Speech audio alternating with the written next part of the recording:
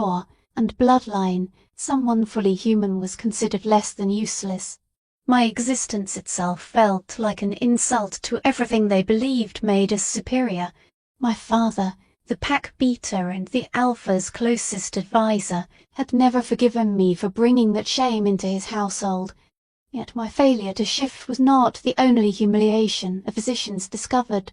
With the same clinical calm, they announced that my womb was damaged beyond use, scarred, collapsed, and incapable of carrying a child. Whether it came from the same defect but had taken my wolf or from some separate cruelty of fate, the result was the same. I would never bear children, never carry the future of a pack, and never fulfill the most basic role expected of a she-wolf. I was not merely wolfless, I was barren. In our world, that made me disposable. My father's solution was simple and merciless: keep me out of sight. I existed in the narrow space between being tolerated and being exiled.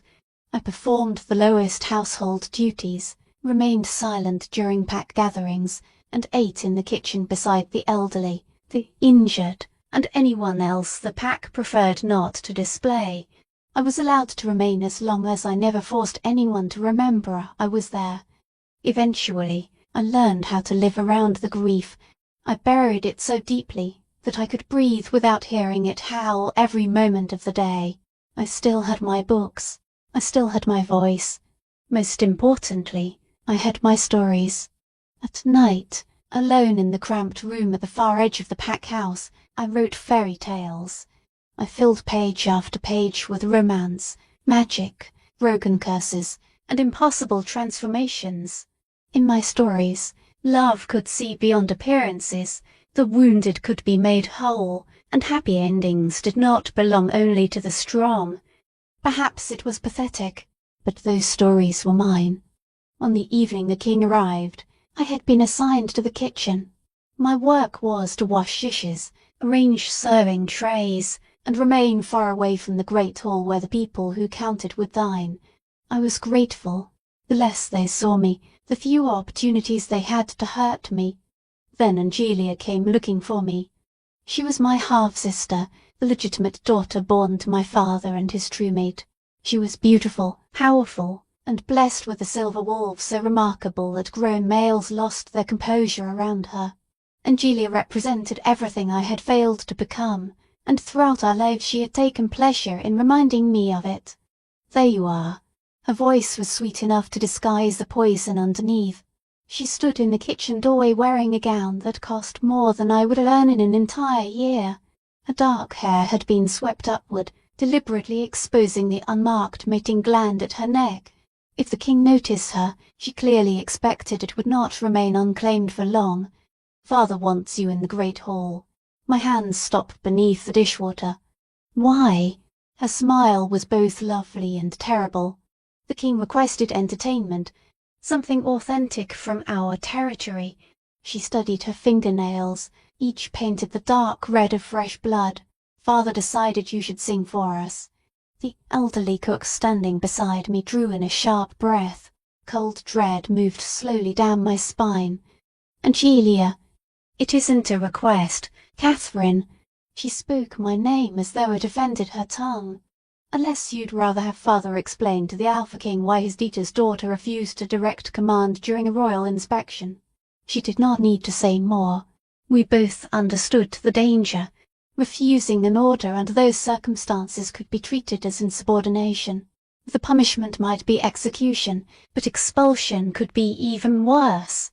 A barren, wolfless woman alone in the territories would not survive for a week. I need to change, I said, glancing down at the kitchen in a dress marked with grease and soap. There isn't time. Angelia's gaze moved over me with deliberate contempt. Besides, they asked for authenticity. We would not want anyone mistaking you for a real member of the pack. 20 minutes later, I stood at the edge of the great hall with my heartbeat pounding against my throat. The room was magnificent. Its vaulted ceiling had been painted with scenes from the history of our kind. Long tables groaned beneath platters of food. Power saturated the air. Wolves wore human bodies around me, but their animals pressed close beneath their skin, restless and barely restrained. Every glance and gesture was an evaluation, another silent adjustment in the hierarchy. At the head table sat Alpha King Charles Washington. I had seen portraits and heard countless descriptions, but none had prepared me for the man himself. He was not handsome in any gentle or conventional sense. His features were too severe, all sharp angles and hard shadows, as though his face had been carved from stone. His eyes were pale grey, the colour of a winter storm, and held no trace of mercy. Black hair, dark as a raven's wing, had been tied away from a face that appeared to have forgotten how to smile. Power clung to him as naturally as skin. Every wolf in the room angled toward him without realizing it, the way flowers turn towards sunlight. He was terrifying, and he was staring directly at me. "Ah, there she is," my father announced, forcing false warmth into his booming voice. "Your Majesty, allow me to present my daughter, Catherine. She possesses a certain talent for music." The king's expression remained unchanged. Our Alpha leaned forward with a conspiratorial smile. "We thought your Majesty might enjoy the lunar hymn. It is traditionally performed at mating ceremonies and coronations. A sacred piece." Someone snickered. The laughter travelled through the hall, and I understood exactly why they had chosen that song. The lunar hymn was sacred. Only mated females, lunars, and high-ranking Shewards were permitted to perform it. It celebrated fertility, power, and the moon goddess's blessing upon a complete union. Asking an unmated, barren, wolfless woman to sing it was not entertainment. It was humiliation. They wanted me to make a mockery of myself for the king's amusement. I looked at my father. His eyes delivered a silent warning or obey, or be cast out. I looked at Angelia. Her smile shone with open cruelty. Then I looked at the king. His face revealed nothing. He simply waited.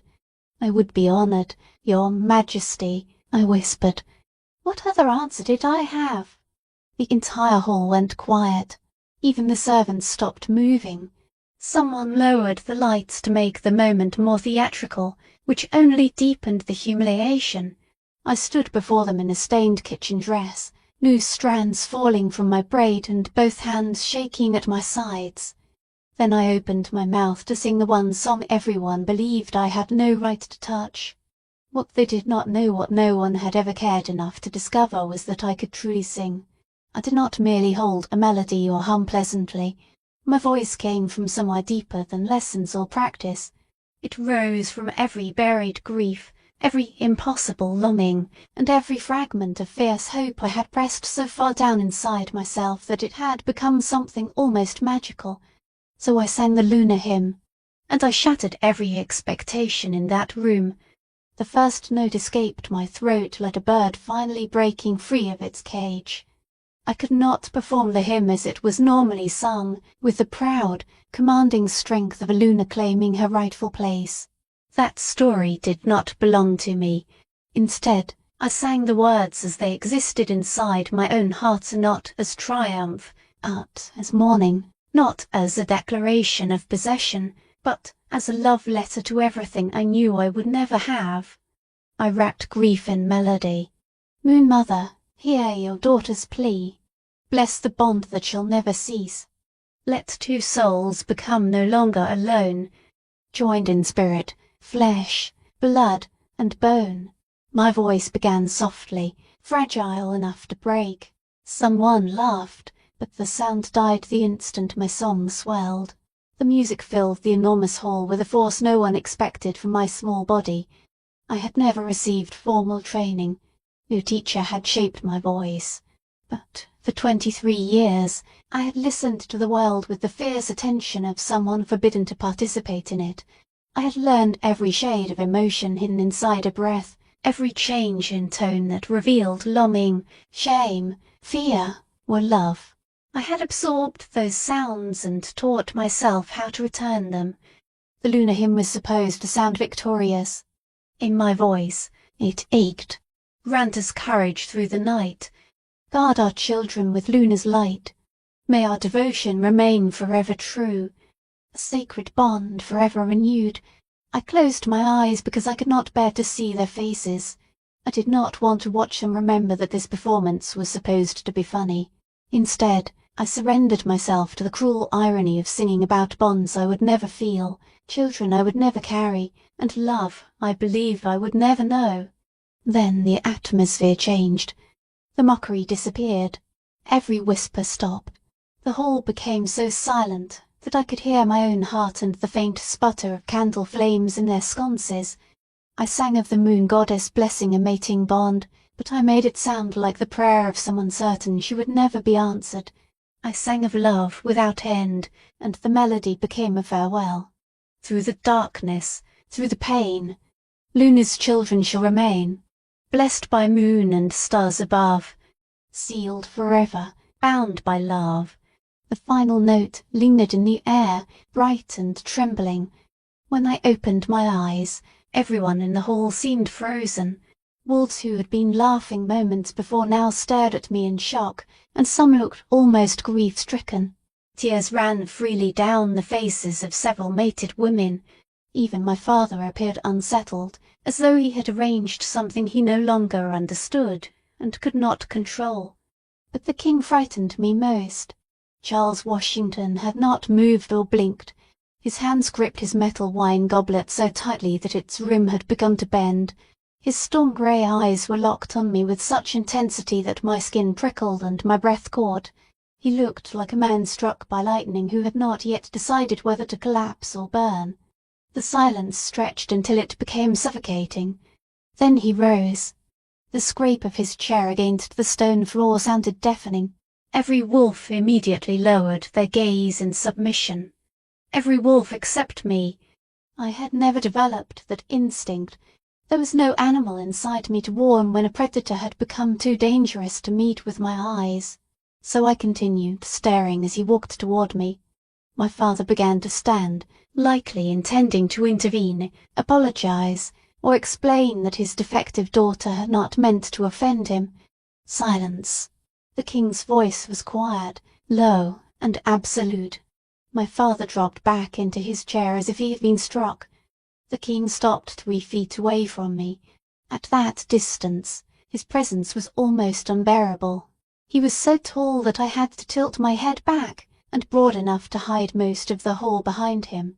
He smelled of old forests, winter storms, and something darker that made every human instinct in me cry out that I was standing too close to danger. Who taught you to sing that way? His voice was rough, like a voice used only for commands. No one, Your Majesty. To my surprise, my answer sounded steady. I told myself, impossible. He did not sound angry. He sounded disturbed. Skill like that requires training. It requires having nothing else. The interruption escaped before I could stop it. Instantly, I wanted to tear out my own tongue. No one interrupted an Alpha King. No one contradicted him and expected to survive. Yet he did not kill me. He only watched me, his grey eyes searching my face as if he expected to find something hidden there. You are the beater's daughter, he said at last. It was not a question. Yes, Your Majesty, but you have never shifted. The room held its breath. This was the moment when I was expected to lower my gaze, apologize for my own existence, and make myself smaller. I had already spent my life becoming as small as possible. There was nowhere further to shrink. No, Your Majesty, I have no wolf. Something passed across his face too quickly for me to identify. And still you sang the Luna hymn as if you understood every word, as though you had lived it. I understand longing, Your Majesty. Again, the truth escaped before caution could silence it. I understand what it means to want something you know you can never possess. The hymn is not only about having everything, it is about continuing to hope for it anyway. A different kind of silence followed, charged and dangerous. Then the king turned toward my father. I am taking her. The hall erupted. My father leapt to his feet. "Your Majesty, surely you cannot mean that. She is Wolfless. She is— I am fully aware of what she is." The king's words cut through every protest. "I am also aware that you presented your own daughter as a joke for my entertainment." His eyes turned colder than winter. "I will take her as payment for the insult. Payment." All colour drained from my father's face. "Your Majesty, please. I never intended— You intended to humiliate your daughter for my amusement. Instead, you revealed only your own cruelty." The king's voice softened, making it far more frightening. "Be grateful I am not demanding a greater price." He looked back at me. "You will come to the capital and serve in the royal household." It was an order, not an invitation. I should have been terrified. I should have begged my father to save me or thrown myself at the king's feet and pleaded for mercy. Instead, I felt a wild, unexpected relief. Even if I became the lowest servant in the capital, I would be leaving the pack house, where every corridor carried a memory of rejection. I would be leaving a father who regarded me as an error he could not repair. I would be leaving Angelia and her effortless, beautiful cruelty. When do we leave, Your Majesty? If my lack of protest surprised him, he gave no sign. "At dawn. Bring nothing. You will be provided for." Then he returned to his chair and lifted his wine, making it clear that the matter was finished. I left the great hall on legs that barely felt connected to my body. Behind me, my father tried to repair the political damage while our Alpha made excuses. Angelia drew in a sharp breath, perhaps furious that her joke had produced the opposite result from what she intended. I no longer cared. Back in my tiny room, I sat on the narrow bed and stared at the walls that had contained me for 23 years. I did not pack. The king had told me to bring nothing, but even without that order, I owned almost nothing worth taking. My books belonged to the pack library. My clothes were discarded hand-me-downs and kitchen uniforms. The only possessions truly mine were the handwritten fairy tales hidden beneath my mattress. I drew out pages and rested them on my lap. Years of impossible dreams had been pressed into ink and paper. Then I lit a fire in the hearth and fed the stories into the flames. I was leaving fairy tales behind. Whatever waited in the capital would be real, unknown, and probably terrible. But it would be different. Different was all I had ever wanted. Dawn arrived both too quickly and not quickly enough. I stood in the courtyard while the king's caravan prepared to depart. Massive horses stamped against the ground. Armed guards checked their weapons. Servants secured supplies to wagons. The entire pack gathered to bow, scrape, and swear loyalty as the king left. No one looked at me. I wore the same kitchen dress from the previous night, because it was the cleanest clothing I owned. My hair was braided down my back. I carried nothing. The king appeared dressed for travel in dark leather, armed with weapons that had clearly been used before. He barely acknowledged me before nodding toward the rear of the caravan. "You will ride in the supply wagon. Not beside him. Not with the guards. With the supplies." I climbed into the wooden wagon bed and settled among crates of food and rolled tents. The boards were rough, hard, and splintered. The journey would be miserable. I smiled anyway. "Catherine." I looked down to find my father beside the wagon. His expression had been carefully emptied of emotion. "You will conduct yourself with honour. Do not embarrass this pack any further." He did not tell me to be safe. He did not ask me to write. He did not apologize. His only concern was that I not shame him again. "Yes, father." He nodded once and walked away. Angelia took his place. For one uncertain moment, her expression softened enough that I wondered whether she might finally say something sincere, something a sister would say. "I hope you understand what you've done," she murmured. "The capital has no mercy for wolfless freaks. They will tear you apart before the week is over. Then perhaps I will finally share something with you," I answered pleasantly. "We will both know what it feels like to be destroyed by our own ambition." Rage flashed in her eyes, but the wagons had begun to move. I watched the pack-house diminish behind us. The forests of my childhood became dark points along the horizon. I never looked back. The journey lasted 3 days. I spent them being thrown against crates in the supply wagon, eating dried meat and stale bread, and sleeping on rough burlap sacks. The guards ignored me. The king never came to check on me. It should have felt humiliating. Instead, it felt like freedom. For 3 days, no one demanded anything from me. No one watched with disgust or pity. No one reminded me of everything I lacked. I was simply nobody, and for the first time in my life, nobody was exactly who I wanted to be. On the 3rd evening, we reached the capital. I had never imagined anything like it. The city stretched across the valley, as if it were alive, filled with buildings of dark wood and pale stone. Lamplight glowed through crowded markets. At the centre, rising above everything, stood the palace. It was breathtaking marble, glass, and tall towers that caught the sunset and scattered it in crimson and gold.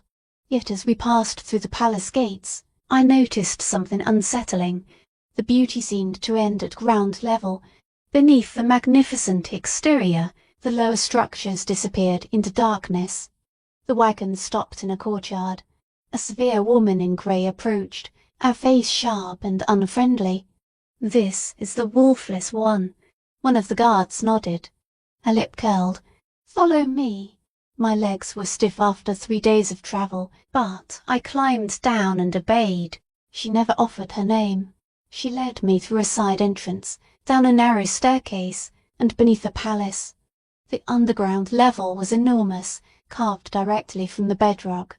Torch-lit corridors spread in every direction. The air was damp and cold, carrying the smell of stone and something metallic. Blood, I realized. Old blood.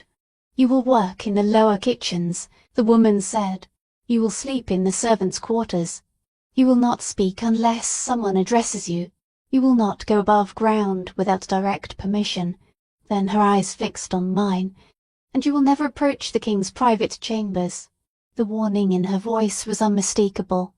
"Yes, ma'am. Good. Someone will take you to your room. Your work begins at dawn." She swept away and left me standing alone. I waited for the person who was supposed to guide me, but no one arrived. The minutes passed while the torches flickered against the walls. Gradually, I realized I was being watched. Faces appeared in nearby doorways. They looked like servants, though some moved with an unnatural smoothness. Their expressions were not openly hostile, but neither were they welcoming.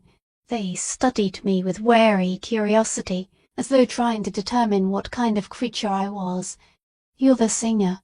The voice came from behind me. I turned and found a young woman, perhaps 20, with dark skin and even darker eyes. The one who made the king freeze. Apparently news travels quickly. "I'm Catherine. I know who you are." She stepped closer, examining me. "What I don't understand is why you're down here. The king doesn't bring guests into the lower levels. I'm not a guest. I'm a servant. Servants don't arrive with the king's personal caravan."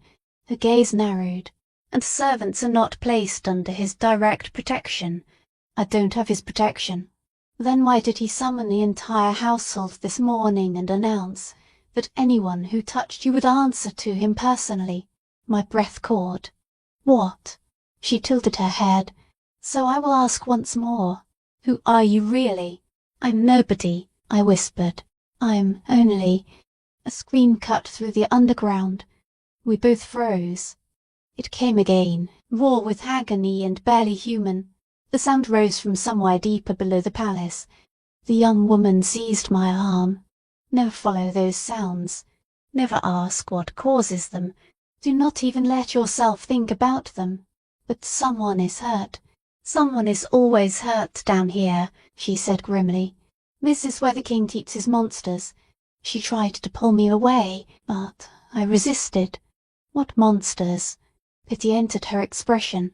You truly don't know, do you? You have no idea what the king is. He is an alpha. He is cursed, she hissed, and you have just walked into his cage. Another scream echoed, closer than the last. Beneath it came a roar that made every hair on my body rise. It did not sound fully human, but it was not the voice of a wolf either. It belonged to something else. Something wrong. The young woman dragged me through another corridor and pushed me into a small room lined with several narrow cots. Stay here. Do not leave before morning. And for the moon goddess's sake, do not let your curiosity get you killed. She closed the door. A lock clicked from the other side. Alone in the darkness, I listened to the screams travel through the stone. Only then did I understand. The king had not rescued me. He had brought me into a prison. Sleep was impossible. The sounds moved through the walls as though the stone itself were carrying them to me. Screams rose and then ended without warning. Roars shook the floor beneath my cot. Beneath everything came a steady, brutal pounding, the noise of something enormous hurling itself against a barrier again and again, testing whether its prison might finally give way. I sat with my knees drawn tightly against my chest and tried not to think about the young woman's warning. The king was cursed. But what did that truly mean? Alphas were extraordinarily powerful, yet they were still wolves, governed by the same instincts and limitations as the rest of their kind. Unless Charles Washington was no longer entirely one of them. Dawn eventually arrived. I recognized it not by sunlight, because none reached the room, but by the subtle change in the air. The screaming stopped. The roaring faded. What remained was an exhausted silence more frightening than the noise had been. The lock turned and the door opened. An older servant stood on the other side. His hair was grey, and his kind eyes carried the look of a man who had witnessed too much. "Come with me. You are assigned to the lower kitchens today. Stay close and do not speak to anyone." I followed him through the underground maze. With the torches burning brighter, I could see details hidden from me the previous night, deep claw marks gouged into stone, doors reinforced with thick iron, and heavy chains hanging unused from bolts in the ceiling. This place was not merely servants' housing. It was a dungeon. "What is this place?" I whispered. The old man kept his gaze ahead. "The king's sanctuary. It is where he keeps what cannot be permitted into the light." "What? People?" I said precisely what I meant. His tone remained gentle, but the firmness in it warned me not to press further. We entered the lower kitchens, an enormous chamber carved from solid rock. Great hearths filled it with heat. Preparation tables stretched across the room, and iron cauldrons large enough to bathe in hung above the fires. Servants moved through the chaos with practiced efficiency. No one looked at me directly, but I felt their attention like dozens of tiny needles against my skin. The old man's name, I soon learned, was Thomas. He assigned me simple work peeling vegetables, carrying water from deep wells, scrubbing blackened pots, and cleaning the floors. The labour was exhausting and repetitive. It was also safe. No one mocked me for having no wolf. No one whispered about my barren body. The hours blended together while my fingers grew raw and my back began to ache. There was an almost peaceful rhythm in doing work with clear expectations and no judgment. That peace ended when the whispers began. "He's asking for her already. But she has only been here one day. He specifically requested the singer." My hands went still beneath the washwater. Thomas appeared beside me, his expression grave. "The king wants to see you." My heart struck hard against my ribs. "Why?" "He does not explain his reasons to servants." Thomas handed me a cloth. "Dry your hands. Do not keep him waiting." He guided me through corridors I had not seen before. Instead of descending, we climbed. With every turn, the palace became brighter and more refined. Rough stone gave way to polished marble. Plain torches were replaced by crystal chandeliers. We were entering the royal palace above ground. As we climbed the final staircase, Thomas spoke quietly. "Whatever he asks you, answer truthfully. The king values honesty above nearly everything, even when the truth is unpleasant. What does he want from me?" Thomas's face revealed nothing. "That is a matter between the two of you." We stopped before immense double doors made of black wood and carved with the walls beneath crescent moons. Thomas knocked once, opened them, and gently urged me inside. The doors closed behind me with the final sound of a coffin lid. The chamber was magnificent. Tall windows reached from floor to ceiling, overlooking the Capitol and filling the room with warm afternoon light. Bookshelves covered nearly every wall, holding hundreds, perhaps the volumes. A massive desk stood in the centre beneath a disorder of papers, maps, and official documents. The king stood at the window with his back to me. He looked different from the man at the banquet. He wore simple dark trousers and a white shirt left open at the collar. His black hair hung loose around his shoulders. For a moment he seemed almost human. Then he turned. His storm grey eyes found mine, and the air seemed to bend around the force of his presence. "You may sit." He indicated a chair beside the desk. I accepted because my legs had become too weak to trust. He studied me in silence for several moments. "Do you know why I brought you to the Capitol? To serve in your household, your Majesty." "No." He crossed the room and leaned against the edge of his desk, folding his arms. "I brought you here because your voice accomplished something I believed impossible. I waited, unsure how to respond. I have heard the Lunar hymn hundreds of times," he continued. "Lunar queens have sung it. High priestesses and celebrated musicians have performed it. The result is always technically flawless and emotionally hollow. A polished performance with nothing alive beneath it." His gaze did not leave mine. "You made the song real. I don't understand. You made me feel it." Rawness entered his voice. For the first time in years, I felt something other than anger or emptiness. You reminded me what it was like to desire something. The silence between us became delicate and dangerous. "Why?" he asked. "Why did you sing it that way?" I could have offered a graceful lie. I could have invented an answer designed to flatter him. But Thomas had warned me that the king valued truth. "Because I have nothing else," I said softly. "No Wolf, no mate, no future. The only gift I possess is the ability to recognize beautiful things I will never have. When I sang about love, mating bonds, and divine blessings, I swallowed. I sang grief, because to someone like me, grief is what those words mean. The king became perfectly still. "You truly believe you have no future?" "I know I don't, your Majesty. I am Wolfless and Barren. In our world, that makes me worthless." His voice dropped until it was almost gentle, which somehow made it dangerous. "Is that what they told you? That your worth depends upon what you can breed, or which animal lies in your bones?" "It is not what they said." I held his gaze. "It is what they demonstrated every day for 23 years.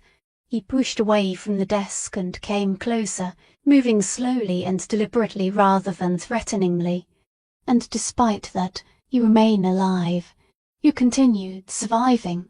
That requires another kind of strength, or stubbornness." One corner of his mouth moved, almost becoming a smile. Then his expression hardened with seriousness. "I want to offer you something, Catherine. Before you answer, you must understand exactly what accepting would mean." Dread tightened my stomach.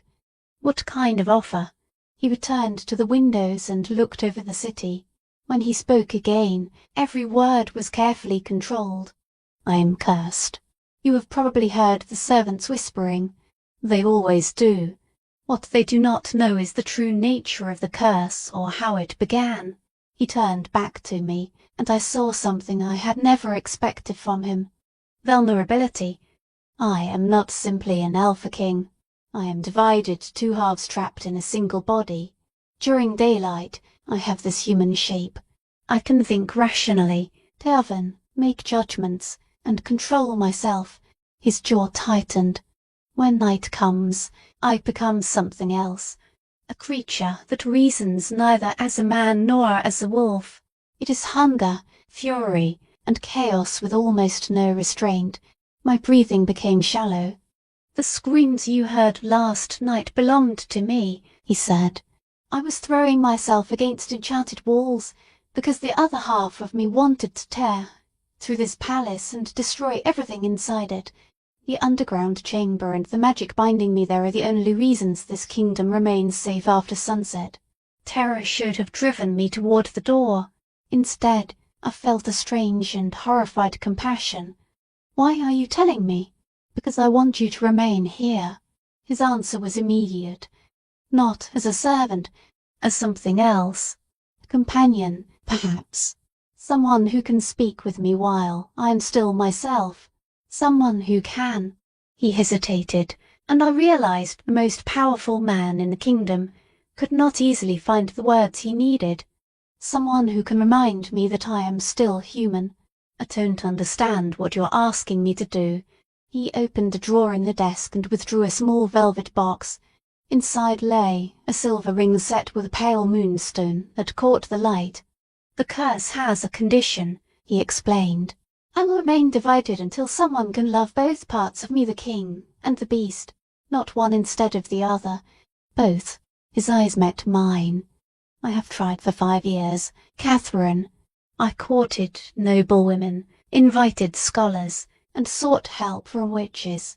No one has been able to see beyond the monster. The moment they witness what I become after dark, they either flee or lose themselves. So what do you want from me? I want you to try. He placed the open box on the desk between us. Stay in the palace.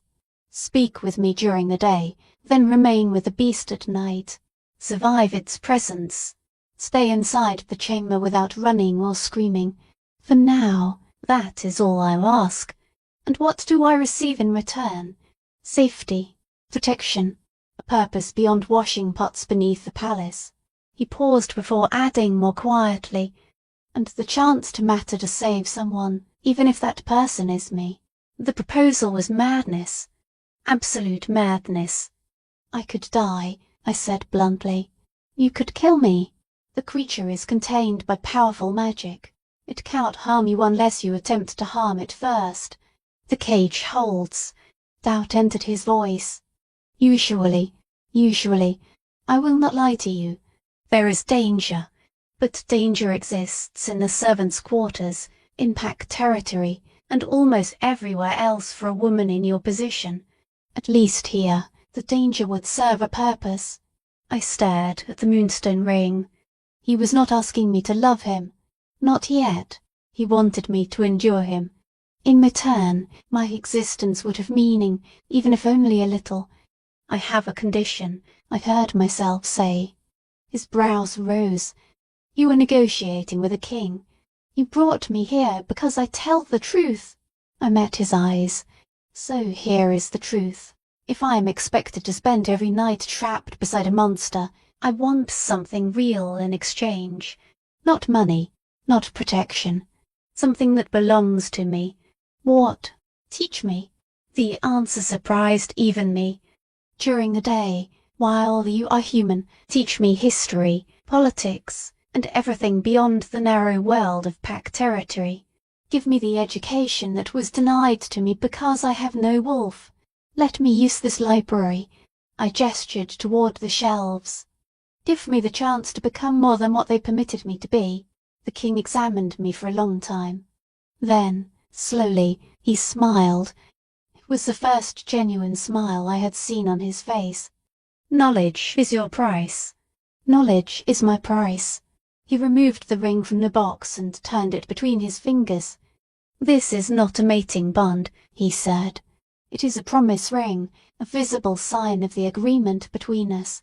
If you wear it, every wolf in the palace will know that you stand under my direct protection. No one will touch you, insult you, or cause you harm without answering personally to me. And, in return, I stay beside you at night and try not to run. During the day, I teach you. He extended the ring toward me. "Do we have an agreement?" The moonstone shone silver-white like a fragment of captured starlight. The bargain was dangerous and irrational, yet, for the first time in my life, someone was offering me worth that did not depend on my fertility, bloodline, or the absence of a wolf. I held out my hand. He placed the ring on the fourth finger of my right hand, not the left, because this was not marriage. It was something unnamed. The silver was warm from his touch, and the ring fit as if it had been made for me. "There is something else," he said, still holding my hand. "Before your agreement becomes final, you must understand what you will truly face. Words cannot describe it." "Then show me." His eyes darkened. "You will regret asking." "Show me anyway." He released my hand and stepped away. "Very well. After sundown, Thomas will bring you to my night chamber. You will see the transformation. Then you will decide whether you can actually do this." "I've already decided." "No," he said gently. "You decided while looking at my human face and thinking about a library. Wait until you know the truth. Then choose." The remaining hours passed in a blur.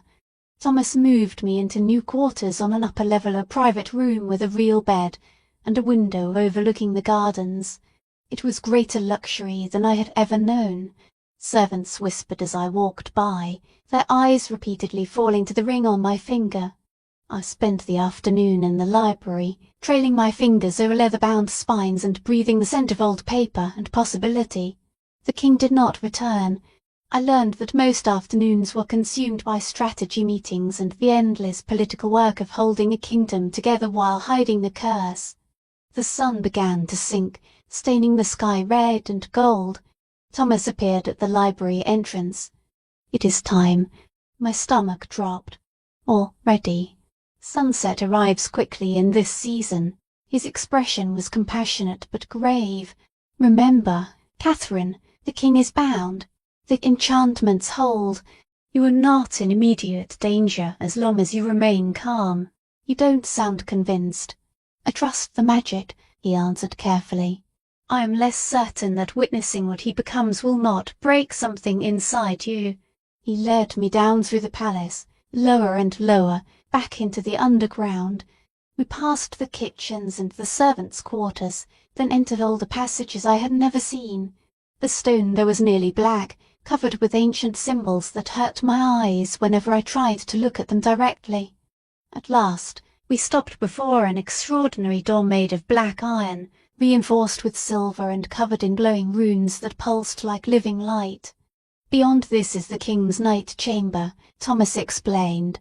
"Once you enter, the door seals until dawn. You cannot leave. Neither can he. Nothing that happens inside will be released until sunrise breaks the enchantment." My hand had begun to shake. I hid it behind my back. "There is a stool, water, and a blanket inside. Remain in the corner farthest from the cage. Do not approach the bars. Do not speak unless he speaks to you first, although he may not retain the ability to form words." Thomas's face became even more serious. "Whatever happens, do not show fear. Fear awakens the predator. Don't show fear while locked in a chamber with a monster," I repeated. "That should be simple." He almost smiled.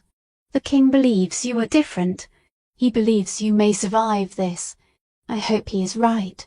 So do I." Thomas sighed. "Because he deserves peace. And perhaps the person most capable of giving it to him is someone who knows what it means to be treated like a monster." Before I could answer, the door opened. The chamber beyond measured at least 30 feet across. One half was bare stone. The other was occupied by a massive cage constructed from iron edged with silver, matching the enchanted door. The king waited inside. He was still human. He wore loose trousers and no shirt. His black hair had already become wild, and fever burned in his eyes.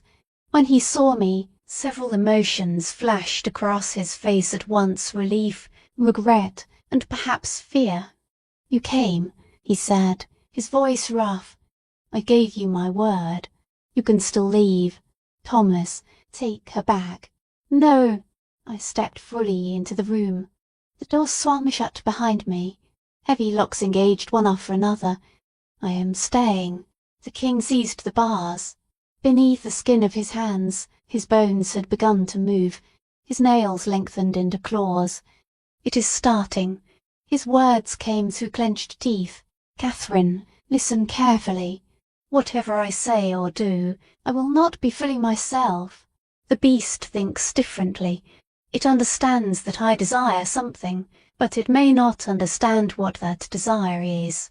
It might try to— A gasp tore through him. He doubled over. The transformation began. This was nothing like the shift of an ordinary wolf. There was no grace or natural rhythm in it. His spine arched at an impossible angle. Bones broke, stretched, and reformed. His skin rippled as though another creature were clawing its way outward.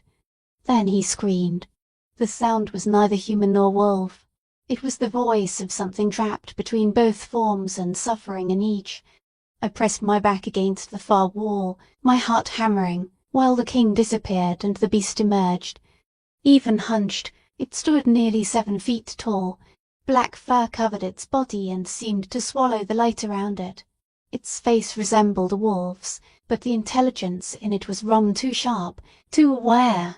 Storm-grey eyes glowed from the darkness, feral with contained violence. Those eyes fixed directly on me. The beast circled its cage with smooth, predatory movements. Then it spoke.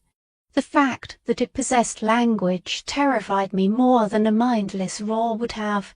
Little Songbird, it rumbled, its voice vibrating through my chest. You stayed. I could not answer. Breathing alone required all my strength. It pressed against the bars. Silver burned its skin with an angry hiss, but the creature did not recoil. I can smell your fear. It tastes like honey and thunder. I'm not afraid. I lied in a whisper. The beast laughed, a terrible sound. Liar, but a courageous liar. It tilted its head and studied me. He wants you to love us. Both of us. As though anyone could love this. What do you want?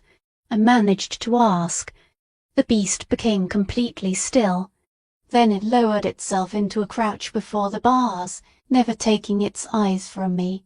Tell me a riddle. Of every possible demand, that was not one I had imagined. What? A riddle, a puzzle, a question with no simple answer. Its eyes gleamed. If you want to survive until dawn, little Songbird, give me something to think about besides how easily you could break. My thoughts raced. It wanted a riddle. Suddenly, I remembered the stories I had burned, the fairy tales in which clever girls survived impossible dangers through wit rather than physical strength. I drew a trembling breath. I am given, but I cannot be taken. I can be broken, though no hand can hold me. I bind 2 souls, yet I have no shape. What am I? The beast's eyes narrowed. It rose and began pacing, muscles shifting beneath its dark fur. Clever, it growled. You offer me a puzzle while you remain the puzzle I wish to solve. For nearly an hour it circled the cage, muttering possibilities and occasionally snarling in frustration. Yet it no longer tested the bars. It did not threaten me again. It was thinking. Slowly, almost impossibly, my terror began to loosen. This creature was undeniably monstrous, but it was also intelligent, curious, and perhaps more lonely than violent. I do not know the answer, the beast admitted at last, sounding irritated by its own failure. Tell me. No. The word came quietly but clearly. Ask me again tomorrow night. Perhaps I will answer then. Its eyes snapped toward mine. For a brief moment, something unmistakably human appeared there. Surprise. Then hope. Tomorrow, it agreed. Tomorrow, little Songbird, you will bring another riddle. Perhaps. Definitely. It growled. Yet there was no threat in the word. It almost sounded playful. We passed the remaining hours in a strange, cautious truce. I stayed in my corner while the beast remained inside its cage, each of us observing the other. When dawn finally reached the high windows, the beast convulsed. Its body shrank and reformed, fur withdrew, bones shifted, and the monster slowly became a man again. The king collapsed naked on the floor of the cage, gasping for breath. I picked up the blanket Thomas had left and approached carefully. "Your Majesty," he lifted his head. His human eyes widened in disbelief. "You are still here. I gave my word. You survived." His voice sounded almost disoriented. "How?" A smile rose before I could stop it. I gave him a riddle. For the first time since I had met him, the king laughed. It was not bitter, formal, or controlled. It was a genuine sound filled with relief and astonishment. "A riddle," he repeated. "After 5 years of trying everything imaginable, the answer was a riddle." The enchanted door released its locks. Thomas rushed inside and stopped abruptly when he saw that both of us were alive and unharmed. I looked at the king. "Same time tomorrow night." He stared at me as though I had accomplished a miracle. "Same time tomorrow night," he agreed. I left the chamber with the promise ring still shining on my hand, and for the first time in years I carried something else with me. Purpose. After that first night, the palace seemed to change around me. Servants, who had once avoided meeting my eyes, now offered respectful nods when I passed. Even the severe woman who had dismissed me upon my arrival gave me a thin smile. Thomas looked more relieved than anyone, as though he had been holding his breath for years, and had finally been permitted to release it. The Moonstone ring marked me as more than a servant, but not quite a lady. It gave me a place that had no proper title, a connection to the king unrelated to mating or marriage. What was I to him? A companion, an experiment, his final hope? Probably all three. Charles kept his promise. The morning after my first night with the beast, he came to begin my education. He found me in the library at dawn. I had gone there directly after leaving the underground chamber, far too alert to sleep. He appeared exhausted, with dark shadows beneath his eyes, but something in his expression had lightened. "You came here first," he asked from the doorway. "You didn't rest. You didn't need time to understand what you just survived." "I spent 23 years doing little more than waiting," I replied, running my fingers along a shelf of history books. "I would rather learn." He shook his head, though a smile almost appeared. "Very well. What do you want to know first?" "Everything. We began with history, the creation of the Pack territories, the rise of the Alpha Council, and the centuries of war and alliance that had formed the modern kingdom. Charles was an excellent teacher. He explained complex political matters with patience and clarity. More importantly, he listened. He never dismissed my questions as foolish or simple. He considered them seriously, sometimes pausing when my perspective forced him to re-examine his own assumptions. "You think differently," he observed after I challenged one traditional interpretation of a past conflict. "Not like someone shaped by formal education. You notice angles other scholars overlook." "That is because no one ever taught me what I was supposed to think," I said. "I had to understand everything for myself. That may make you more useful than every trained scholar in my court." The compliment settled warmly inside my chest. We continued until early afternoon. Eventually, royal duties pulled him away, meetings with advisers, judgments to deliver, and a kingdom to govern. Before leaving, he gave me a stack of books and promised to return. I consumed them eagerly. History led me to philosophy. Philosophy led to poetry. I read accounts of the moon goddess and her blessings, studies of magic older than Pack lore, and treatises on the nature and price of curses. That final subject held my attention. I was buried in a volume about magical bindings when Thomas brought my lunch. "You will damage your eyes reading in this light," he warned gently, placing the tray beside me. "Then I will continue in the dark." I did not look up. "Thomas, this text discusses the breaking of curses. It says most curses must contain an escape condition. Without one, the magic becomes unstable. That is the theory. So the requirement in the king's curse that someone love both forms is not simply designed to torment him. It is a real path to freedom. Whoever cast the curse believed the condition could be fulfilled. Thomas lowered himself into the chair opposite me. You are trying to break it. I am trying to understand it. I finally raised my head. The king said he has tried for 5 years. What exactly did he do? Thomas released a weary breath. Everything he could imagine. He courted noble women, hoping one might see beneath the crown and recognize the man. He summoned healers, seers, and experts in ancient magic. He hesitated. He even attempted to force a condition. How? He commanded a noble woman to remain through several transformations. He believed that if she stayed near the beast long enough, familiarity might become acceptance. What happened to her? She lost her mind within a week. She screamed that monsters lived inside the walls and that the king intended to devour her. We sent her home with enough gold to ensure her family never spoke publicly about it. Old guilt weighed down Thomas's expression. After that, the king stopped trying. He said he would not destroy another person simply because he was desperate to save himself. I remembered what the beast had said. As if anyone could love this. He no longer believes the curse can be broken, I said. Can you blame him?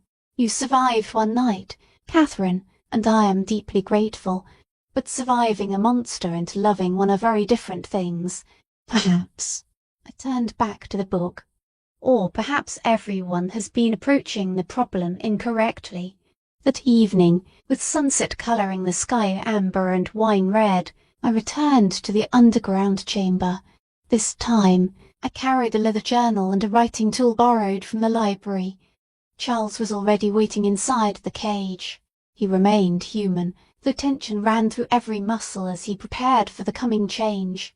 His eyes fixed on the journal. What is that? The notes. I settled into my corner and arranged the blanket around me. If I'm going to spend every night here, I want to observe patterns. I need to know whether the beast changes, what it remembers, and whether anything affects its behavior. You are treating my curse like a research project. You are treating it like an inevitable tragedy. At least one of us should attempt something new. He laughed again, a real sound that seemed more natural each time I heard it. Fair enough. The last edge of the sun vanished, and his transformation began. I watched more closely than before. His spine changed first, then his limbs, then his skull. His screams still twisted my stomach, but I forced myself to observe rather than surrender to horror. When the beast finally emerged, its burning grey eyes searched for me immediately. The songbev returns. It rumbled. Are you brave or foolish? Both. I opened the journal. Do you remember the previous night? The beast cocked its head. I remember a riddle, an impossible question, and a girl who refused to run. Good. Memory transfers between your forms. That matters. I wrote it down. The beast came closer to the bars, watching with fascination. You are recording observations about me. About you, the king, the curse, and whatever separates the two of you. Nothing separates us, it growled. We are one soul divided into two expressions. He is the part that thinks and rules. I'm the part that feels and hungers. My head lifted sharply. You feel everything. I feel his loneliness, his shame, and his desperate hope that you may be different. I feel all of it, but I cannot shape emotion into careful words as he does. Inside me, it only burns. This was new information. Important information. The king believes you are the monstrous part, I said cautiously.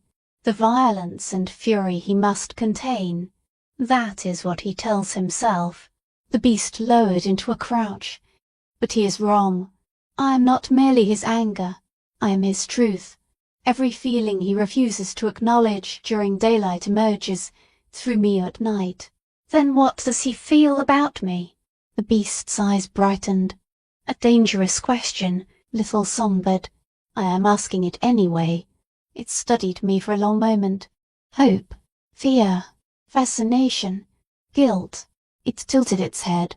And something else that frightens him more than I do. What? Ask him yourself. The beast turned aside. Now give me my riddle. I had prepared one.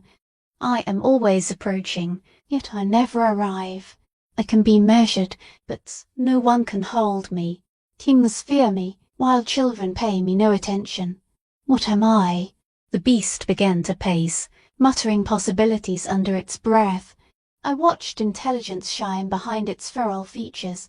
After an hour, it still had not found the answer, but there was none of the previous night's frustration. It was engaged, almost joyful.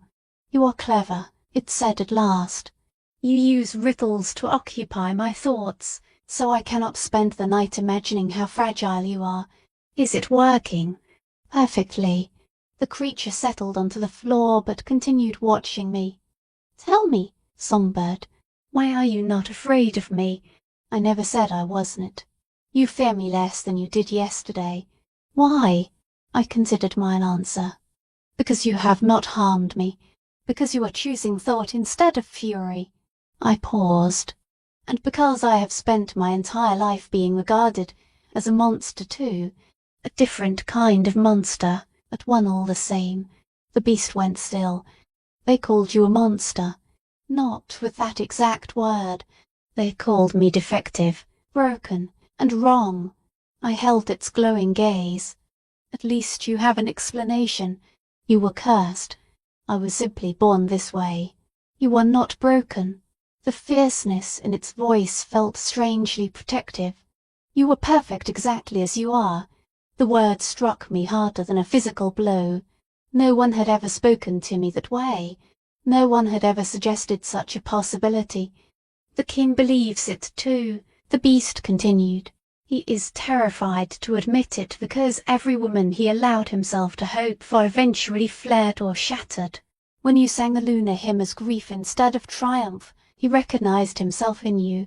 Someone beautiful, alone, and convinced she would never be enough. My throat tightened. Stop. Why? Because it is true. Because this was not part of our agreement, I managed. You were supposed to be the monster I endured. You were not supposed to understand me. The beast moved closer to the bars. Too late, songbird. I already do. We stared at one another through the silver cage. The moment stretched with a feeling I could not name. I opened my journal and forced the conversation elsewhere. Tell me about the curse. How was it cast? What do you remember?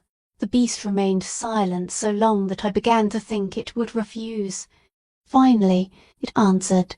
A witch cast it. A powerful one. Its speech slowed as it searched the shared memories. The king ordered the execution of her daughter. The girl had practiced forbidden magic and caused the deaths of 3 people. The law demanded punishment. But the witch did not care about law or justice. It continued bitterly. She wanted vengeance. She cursed him to become the thing he feared most, a monster separated from his own humanity, imprisoned within his skin. She said he would remain divided until someone loved both halves. Someone who could look upon the king and the beast and desire them both. That is not impossible, I said. Only difficult. It is impossible because everyone who sees me runs or breaks. The creature shook its head. 5 years. 5 years of failure. You are the first person who has endured more than 3 nights. How many nights are required before the curse ends? No one knows. The witch never gave a number. It laughed, sharp and joyless. It might take a week. It might take a year. It may never happen if you decide you cannot tolerate this. I am not leaving. You believe that now. I am not leaving, I repeated firmly. I gave my word. Then I hesitated. And I am curious. I want to know whether someone truly can come to love both halves. The beast's eyes widened. You are experimenting on us. We are experimenting on one another, I corrected.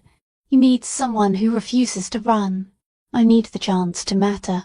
The arrangement benefits us both. You are risking your life. I have been dying slowly my entire life. At least this is interesting. The sound it made might have been laughter or despair. You are insane. Probably. I smiled. Now, are you going to solve the riddle, or do you require a hint? We spent the remaining hours with me asking questions, writing observations, and occasionally tormenting the beast with partial clues. It paced and thought, growing visibly calmer as the night passed. At dawn, its body transformed back into Charles. He collapsed as before.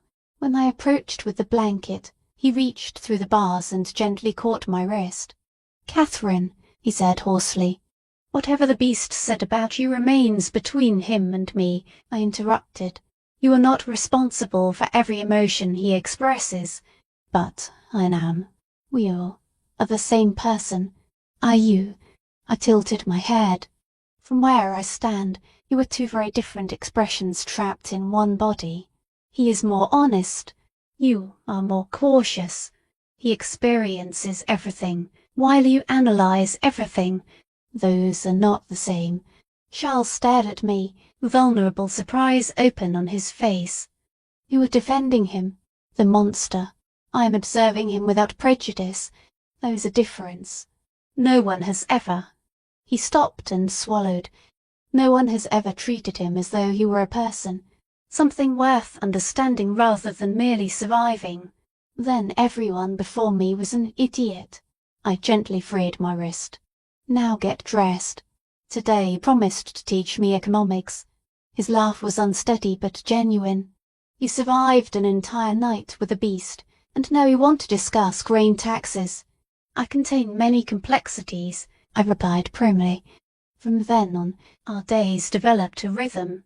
Mornings belonged to the king and my lessons. We studied history, philosophy, politics, and military strategy. He taught me how to read maps, examine trade routes, and understand the network of alliances and grudges that held the kingdom together. But we learned more than official subjects. We truly talked about our childhoods. His had been lonely, burdened by expectations no child could reasonably bear. Mine had been defined by isolation and rejection. We spoke about our fears and the small moments that had once brought us joy. "When I was a boy, I used to sneak into the kitchens," Charles confessed one afternoon. "I wanted to watch the servants laugh and speak freely together. They seemed so comfortable, as though they belonged somewhere without having to earn it. I used to write stories," I admitted, "fairy tales in which broken people were rescued and love could repair everything. Do you still believe that? That love can fix what is broken?" "No," I answered honestly. "But I believe it can make broken things easier to carry." He considered that for a long time. "Then I think you may be right." During the afternoons, I read relentlessly, filling every empty space in my education. The library became my sanctuary, and its books became companions. Every evening, I returned underground. Night after night, the beast waited for me. It remembered my presence and began to anticipate it. Soon it prepared riddles of its own because, to my surprise, it wanted to test me in return. I contain cities without houses, forests without trees, and water without fish. What am I? It asked on our fourth night. A map. Too easy, it complained, though its satisfaction was obvious. Try another. I speak without a mouth and listen without ears. I have no body, yet wind gives me life. What am I? I thought for several minutes. An echo. Clever songbird. Its approval fills the chamber. "You are learning," it said. "So are you. You speak more each night. Your sentences are becoming more complex. You give me subjects beyond rage and hunger." It settled on the floor of the cage, watching me. "The king wonders whether you are curing him. I know better." "What do you know?" You are not curing us. You are teaching us that perhaps we were never as broken as we believed. The thought entered me deeply. The beast was right. I had not repaired Charles. I had simply remained present, accepting both expressions of him without trying to erase either. Perhaps acceptance itself could be enough. On the 7th night, something changed. After the transformation, the beast did not come directly toward me. It looked down at its claws and flexed them as though seeing them for the first time. "I remember something," it said quietly. "What?" "The witch." I remember her exact words after she completed the curse. I seized my journal. "Tell me." The beast recited them slowly. "You shall remain divided until someone sees you whole. Not only the king, not only the beast. Someone must witness the truth of both at once, look upon both halves, and choose to remain. Only then will you be free." I wrote every word, my mind racing.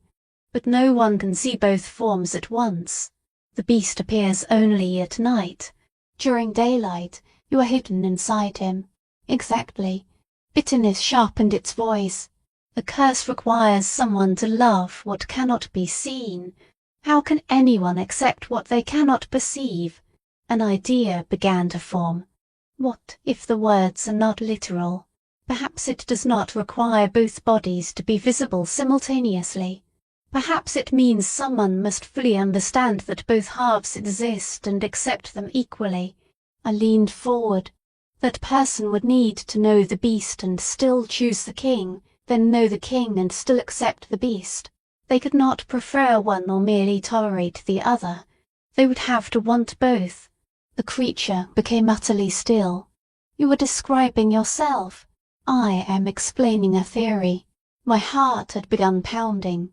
"You spend your days with him and your nights with me," the beast said, its voice dropping. "You know both halves. You continue choosing both. Then why has the curse not broken? Knowing someone and loving them are not the same. Are they so different?" It approached the bars. "Answer honestly, songbird. Do you care for us? That isn't fair. Answer anyway." I met its burning eyes. "Yes, I care for both of you. You are both fascinating, infuriating, and lonelier than anyone should ever have to be." I stopped, uncertain whether I could speak the rest.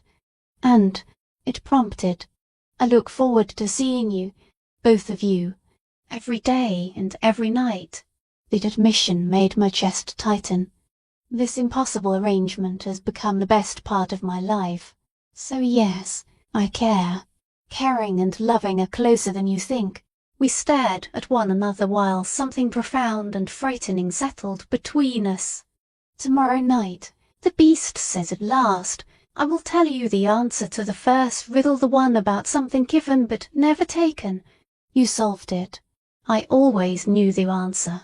Its voice became unexpectedly gentle. "I was waiting until you were prepared to hear it. Dawn arrived too quickly. When Charles returned to human form, he looked at me with an expression I could not interpret. The beast told you the witch's exact words. It was not a question. Yes, and you are still here. Where else would I be?" He crossed the chamber and stopped only inches away. I could see silver moving through the grey of his eyes and feel warmth radiating from his skin. "Catherine," he said softly, "I need to tell you something I should have admitted days ago." "What?" "I am falling in love with you." The confession was raw and unprotected. I know that was never part of our arrangement. You asked for knowledge, and I asked for survival. But somewhere between the riddles and the history lessons, I stopped seeing you as an experiment. He swallowed. "Now I cannot imagine this palace without you." My breath caught. "Your Majesty—" "Charles," he interrupted. "When we are alone, call me Charles." "Charles," I repeated, testing how his name felt in my voice. "I don't know what to say." "Tell me you will remain. Even if the curse never breaks.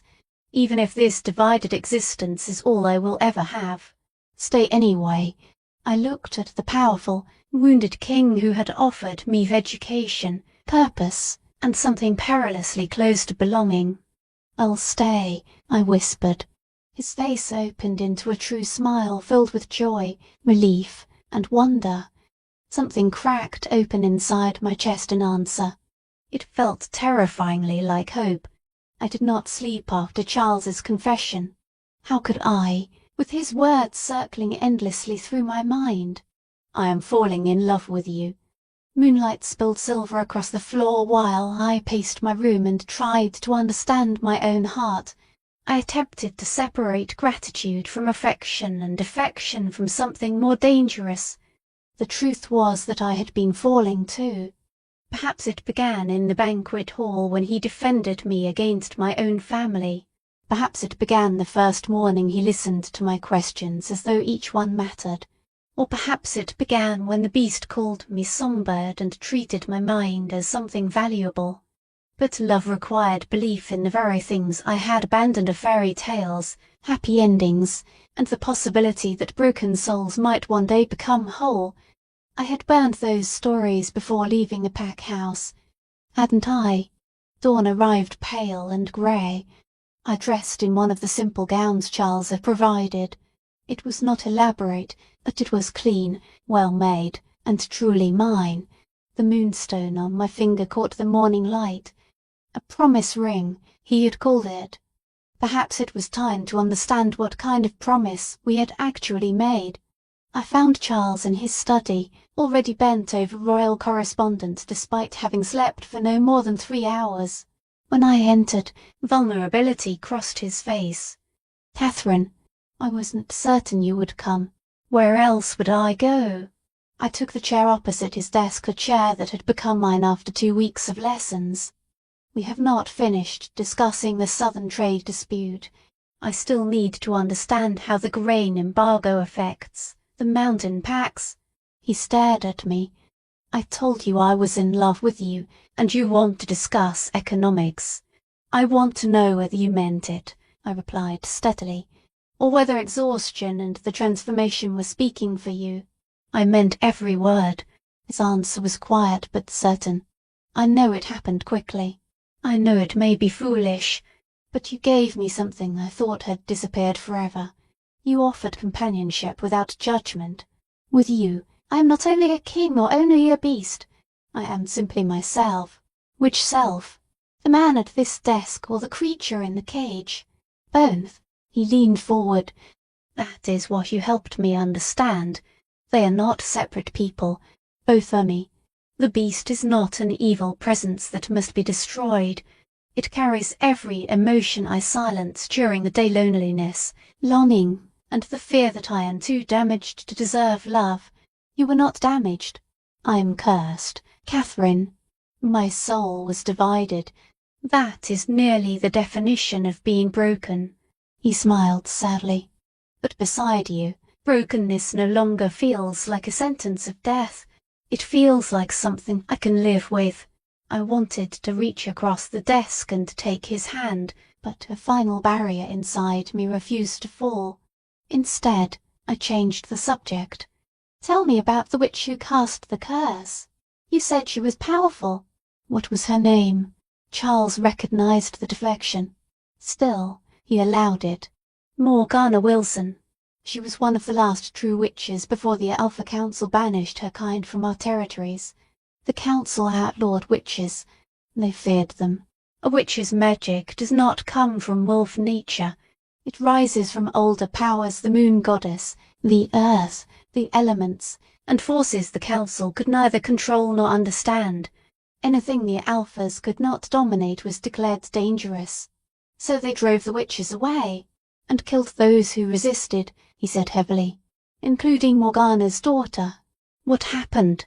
The girl was 17. Her brother was dying, and she used forbidden magic to save him. The spell preserved his life by taking life from others. 3 people died so that one could survive. Under pack law, the punishment was execution. And you ordered it. I was 19 and had only recently inherited the crown after my father's death. The Council was testing me. They wanted to know whether I would appear weak or offer mercy they could exploit. Charles rubbed both hands over his tired face. So I did what everyone expected. I signed the order.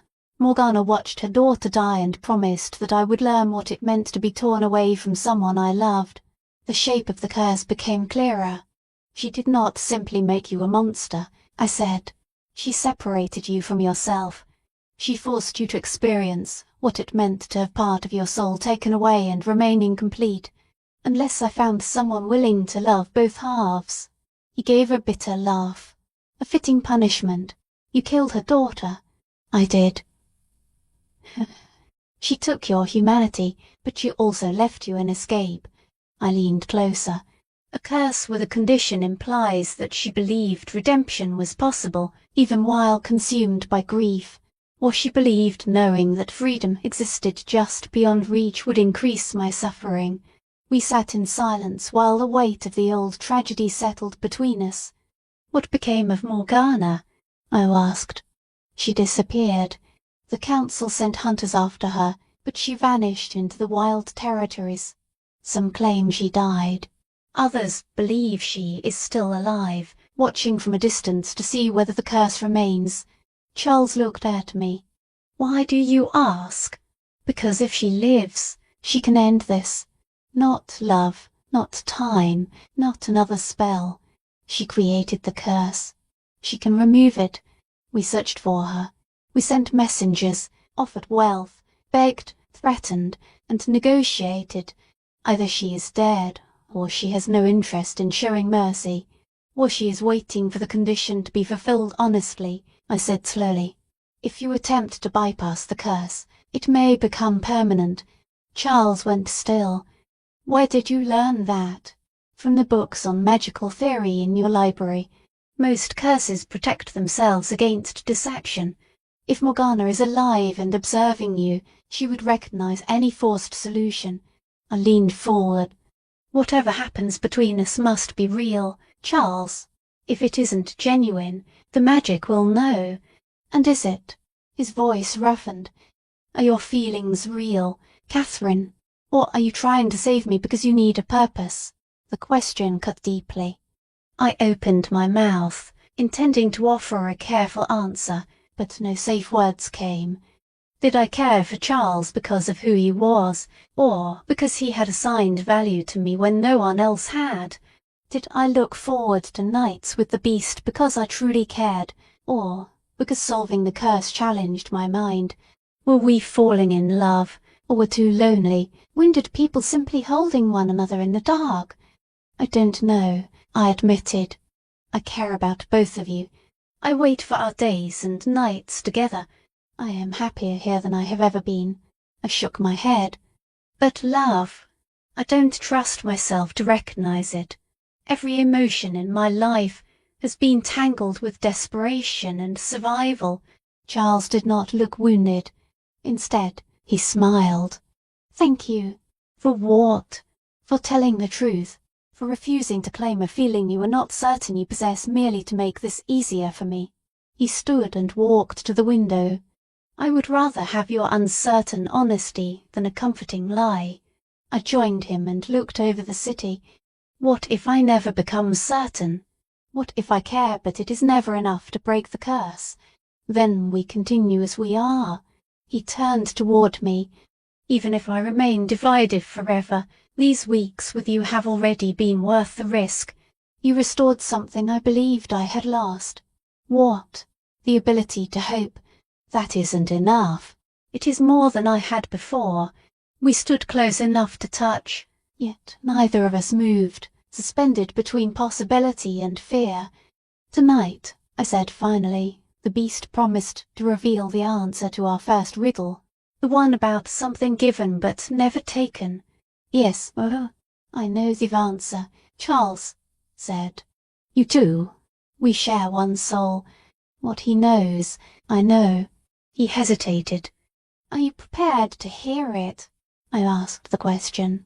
I should be prepared for the answer, but my heart raced because his expression warned me that the answer would change everything. That evening I descended to the underground chamber carrying equal measures of anticipation and dread. The beast had already transformed. It paced the cage with unusual restlessness. Songbird, it rumbled when I entered. You came. I always come. Tonight is different. It lowered itself to the floor and regarded me with fierce intensity. Tonight I give you the answer, and you decide what the answer means. I sat in my usual corner. For once, I forgot to open my journal. I'm listening. The beast repeated the riddle. I am given but cannot be taken. I may be broken, though no one can hold me. I bind two souls without possessing a shape. What am I? Its voice had become soft, nearly gentle. Tell me. A promise. The word remained between us, heavy with meaning. A promise, I repeated, offered freely, broken by choice, and capable of binding without chains. The king placed a promise ring on your hand, the beast said. He claimed it represented protection and education in exchange for your presence, but that was not its deepest meaning. My throat tightened. Then, what did it mean? He promised to see you, to value you, to give you the one thing everyone had denied you, the knowledge that your existence matters. Its eyes glowed more brightly. In return, he promised to remain, to witness all of him, both halves, without fleeing or passing judgment. That was an agreement. No, Songbird. It was a promise, and promises are among the oldest forms of magic. The beast moved closer. When I asked the riddle on the first night, I was truly asking whether you understood what you were entering. Did you know what it meant to offer yourself to someone like us? I never offered myself. You did. Certainty filled its voice. The moment you accepted the ring, the first night you returned, and every night after that. A promise does not always require spoken words. It requires choice, repeated until choice becomes truth. I looked at the moonstone on my finger and saw it differently. It was more than protection. It represented a vow I had renewed each day without fully understanding it. I'm afraid, I whispered, of us, of myself, of this, of wanting something so deeply, believing it might be real, and discovering that it was merely another fantasy I created to survive. The beast remained quiet for a long time. Then it asked, "Do you want to know what I truly am? Catherine, you are the beast, the cursed half. I am his heart." The answer interrupted me. I contain everything he feels but refuses to reveal. Every soft emotion, every desperate longing, every moment of vulnerability. He calls me a monster, but I am not merely violence and rage. Its voice deepened. I'm love with nowhere to go. My breath caught. So when I tell you that we love you, I am not speaking on his behalf. I am not separate from him. I am the part that feels without the armor of logic or reason. It pressed as near to the bars as the enchantment allowed. He loves you with his mind. I love you with everything else. Together, we love you wholly. Tears began streaming down my face. How can you love me?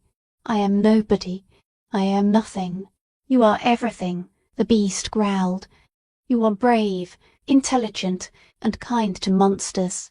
When you see something broken, you do not demand that it be repaired. You simply sit beside it in the darkness and make the darkness less lonely. Its gaze held me. You turned grief into beauty when you sang. You transformed survival into purpose.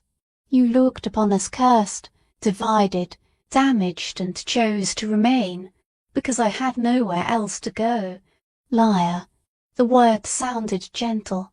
You could have refused the king. You could have begged your father to reclaim you. You could have fled to another territory or found 100 different ways to escape.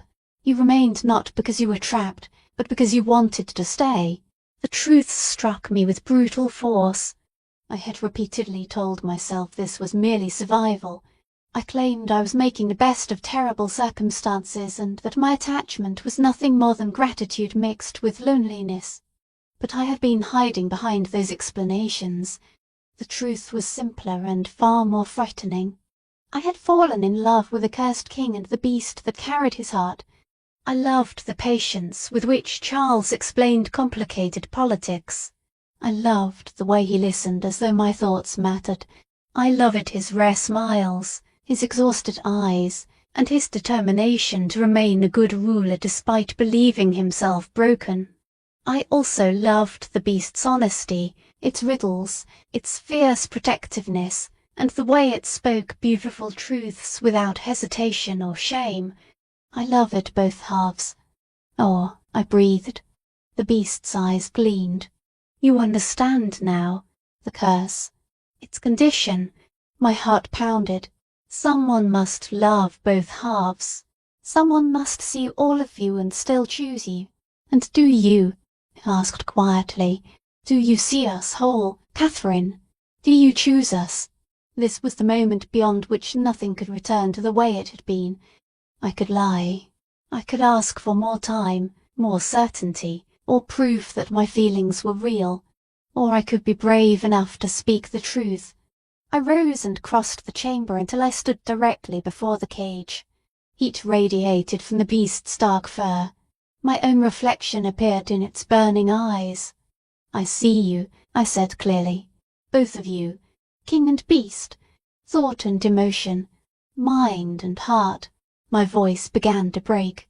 I see the loneliness and the hope, the fear and the courage, the curse and the man within it. The beast waited without moving. I love you, I whispered. Both of you. All of you. The confession poured free. I never intended to. I did not plan for this. But somewhere between the riddles and the history lessons, between your patience and our promises, I fell in love with a soul divided in two. I placed my hand against the bars. And I do not want you made whole if becoming whole requires either part to disappear. I want all of you exactly as you are. Absolute silence filled the room. Then the beast spoke, and its voice trembled. Say it again. I love you. I choose you. Both of you. Always. White light exploded through the chamber. It poured from the beast's body like sunrise ripping through storm clouds. I threw up my arm to shield my eyes and stumbled backward. The magic that had endured for 5 years shattered with the sound of breaking glass. The beast roared not in agony, but in release. Its body began to change. This transformation carried no cracking bones, no screams, and no suffering. There was only brilliant light, movement, and the unmistakable sound of chains breaking. When the radiance finally faded, I lowered my arm. Charles stood amid the ruins of the cage. He was not the exhausted man who normally returned at dawn. He was not the separated beast of the night. He was simply Charles Human, whole and free. His grey eyes widened in disbelief. He looked down at his hands and flexed fingers that should have ended in claws. He touched his face and chest as if confirming that he was real and singular. The curse, he breathed. It's broken. The curse is broken, I repeated, hardly trusting the words. He crossed the chamber in 3 strides. His hands framed my face and tilted it toward him. You love me. I love every part of you. Both halves. All of it. Then he kissed me. It was desperate and deep, the kiss of a drowning man who had suddenly found air. His lips were soft but urgent, and his hands shook against my face. I kissed him back with everything inside me. When we finally separated, both of us breathless, he pressed his forehead against mine. I am whole, he whispered in wonder. For the first time in 5 years, I am whole. I can still feel the beast's emotions, but they are no longer separated from me. They are integrated, part of one soul. He swallowed. I finally feel complete. What does it feel like? Like waking from a nightmare. Like coming home. He pulled back enough to look at me. Like finding a part of myself I never understood was missing. I smiled through my tears. That may be the worst poetry I have ever heard. He laughed with pure joy. Give me time. My romantic skills have been neglected for 5 years. You have time, I promised. All the time in the world. We stood together among the shattered remains of his prison as dawn began to filter through the high windows. The enchantment was gone. The curse had ended. For the first time in either of our lives, neither of us was alone. News spread through the palace like fire.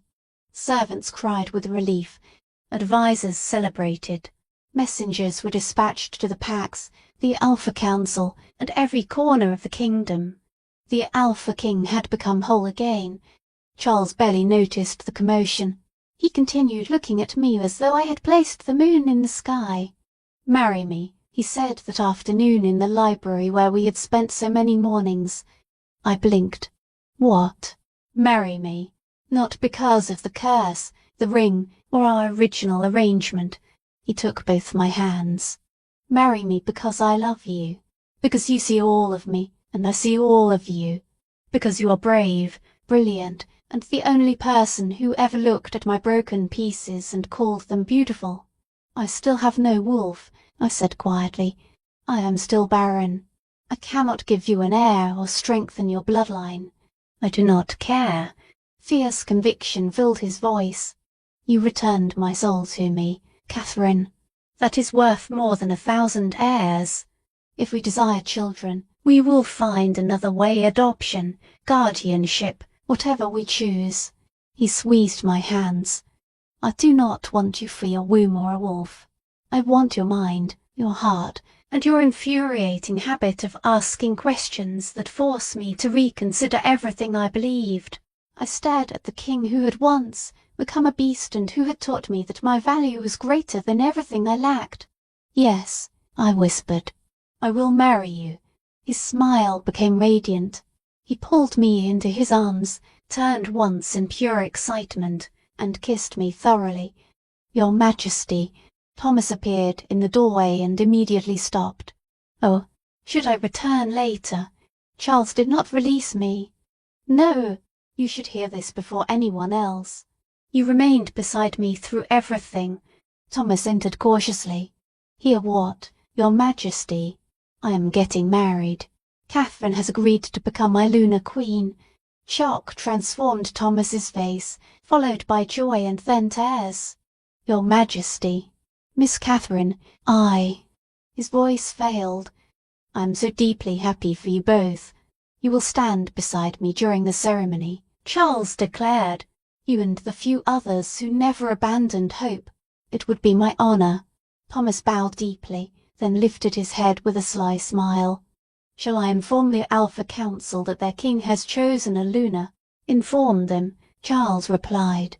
And tell them any objection to my choice will be considered treason. I elbowed him. You cannot threaten the entire council. I am the king. I can do whatever I want. You are impossible. And you love me anyway. He kissed my temple. A perfect match. That night marked the first time in 5 years that Charles did not descend into the underground prison. We stood together on a palace balcony, overlooking the lights of the capital. What happens now? I asked, leaning into his warmth. Now we prepare a wedding. We learn to govern together.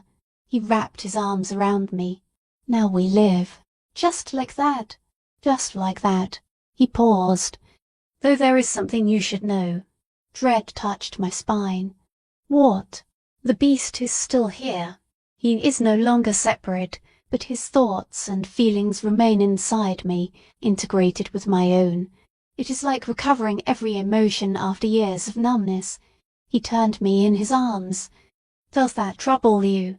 A part of me will always be wild, not entirely human. I held his face between my hands. Charles, I fell in love with the beast too. I never wanted you to lose him. I want every part of you. His grey eyes gleamed, and for a fleeting instant, gold flickered within them. The beast recognizes you, he murmured. He says thank you. And he says you are still his songbird. I smiled. Always. We remained beneath the stars, free, whole, and together. Far away in the wild territories, inside a cottage hidden by ancient enchantment, a grief one which felt her curse collapse. Morgana Wilson stood before her window and looked in the direction of the distant palace. Tears came, not from fury this time, but from release. Her daughter was still gone, and that wound would never completely heal. Yet the young king had suffered, learned, and finally understood the agony of being separated from oneself. More importantly, he had found someone capable of loving him through it. Redemption, Morgana whispered into the night. Perhaps it truly exists. She passed one hand over the scrying bowl on her table. Its surface darkened. The curse had fulfilled its purpose. Her part in the story, she believed, was finished. Perhaps that was enough. The 3 weeks after the curse broke passed in the storm of activity. Wedding preparations consumed the palace. Seamstresses surrounded me with pins and ribbons, measuring me for gowns I had never imagined touching, much less wearing. Advisers argued endlessly about guests, royal customs, seating arrangements, and ceremonial protocol. Servants transformed the great hall until it resembled a scene from one of the fairy tales I had once written. Sometimes I felt as though I had stepped directly into those old stories of the rejected girl rescued by love, raised to a throne, and handed the happy ending she had never dared expect. Real life, however, was far more complicated than a fairy tale. The Alpha Council had strong opinions about Charles's decision. "She has no wolf, Your Majesty," Councilman Aldrich said during the first formal meeting after our engagement was announced. He was an aging alpha with silver hair and sharp eyes, ruler of one of the most influential territories. No disrespect toward Miss Catherine, but tradition requires. Tradition would have left me cursed forever, Charles interrupted coldly. Catherine ended a 5-year curse through courage and genuine love. That makes her more qualified than any noblewoman you might offer. But the royal bloodline must remain secure. Charles's voice lowered to a dangerous softness. "Are you questioning the judgment of your king?" Aldrich possessed enough sense to retreat. "Of course not, Your Majesty. My only concern is—" "What you want," another voice cut in, "is the authority to decide whom the king is permitted to choose as his mate. Until then, I have remained quietly, in one corner. Charles had invited me to observe the council so I could learn the political terrain I would soon have to navigate. Every head turned toward Councilwoman Thera, leader of the Northern Territories. She was younger than Aldrich, dark-skinned, sharply featured, and known throughout the kingdom for ruthless honesty. The truth," Thera continued as she rose, "is that many of you fear Catherine because she is not one of us. She brings no prearranged pack alliance and owes no political debt. Her loyalty rests with the king, which means none of you can manipulate her. Through family obligations." She gave Aldrich a cold smile. "And that terrifies you. That is not. Isn't it?" Thera's gaze swept across the chamber. "For 5 years, our king suffered under a curse. How many of you volunteered your daughters, sisters, or nieces? How many were willing to place someone you loved in danger to save him?" No one answered. The silence was uncomfortable and condemning. "None of you," Thera said. "You all waited for someone else to solve the problem. Then a wolfless young woman from an insignificant pack walked willingly into the beast's cage and remained there. She chose courage while the rest of you chose calculation." Thera turned to Charles. "Your Majesty, you have my complete support. Anyone who opposes this union is a fool." Charles inclined his head. "Thank you, Councilwoman." The meeting continued, but the atmosphere had changed. Thera had reminded every council member of their own cowardice. By the end, even Aldrich agreed to attend the wedding. When the others departed, Thera approached me. "Walk with me." Her tone made clear it was not a suggestion. We moved through palace gardens overflowing with spring flowers. For several minutes, she said nothing and merely examined me with her penetrating gaze. "You are not what I expected," she said at last. "What did you expect?" "Someone more aware of the danger she has entered." Thera stopped beside a fountain and trailed her fingers through the water. You love him. That is obvious. But do you understand what being Lunar Queen means? I am learning. Learning will not be enough. You will enter negotiations in which a single careless word could destabilize entire territories. Any sign of weakness may invite a challenge. She paused. And your lack of a wolf will be used against you by everyone who wants to weaken the king. I know. Do you? Her stare sharpened. At present, you are protected by novelty and by the king's obvious devotion. That protection will not last forever. Eventually, you will have to demonstrate your value without standing in his shadow. When that moment comes, the first weapon they use will be your wolflessness. My chest tightened. What can I do? I cannot change what I am. No, but you can change the meaning you assign to it. Thera leaned against the stone edge of the fountain. You are not wolfless because you are weak or defective. You are wolfless because you are something our rigid categories do not understand. That is precisely why you were able to recognize both halves of the king. Wolf hierarchy and traditional power did not blind you. You were saying my greatest weakness is actually my strength. I am telling you to stop calling it a weakness. Her smile was sharp. You ended a curse no one else could break. You are marrying the most powerful alpha in the territories. You accomplished what generations of noble women wanted and failed to achieve. Stop apologizing for the path that brought you here. Her words settled inside me with the weight of truth. Thank you. Do not thank me. Survive. Thera straightened. The council will test you. Rival packs will challenge you. Many women desired the place you now hold and will hate you for occupying it. Prepare yourself. How? Remain exactly what you were: intelligent, observant, and unwilling to retreat. Her expression softened only slightly. And trust the king's judgment. Charles is no fool. If he recognizes something powerful in you, then it exists. She left me beside the fountain with her words echoing through my thoughts. I was not a helpless creature who required protection every moment. I was the woman who had entered a beast's cage and survived.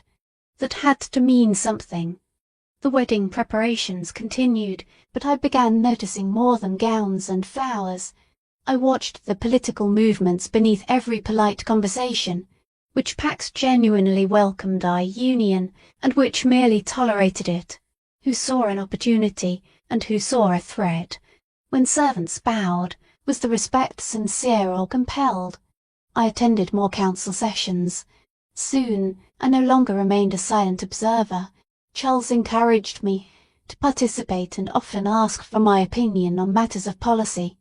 The Eastern Territories are requesting additional resources for border patrol. One advisor reported.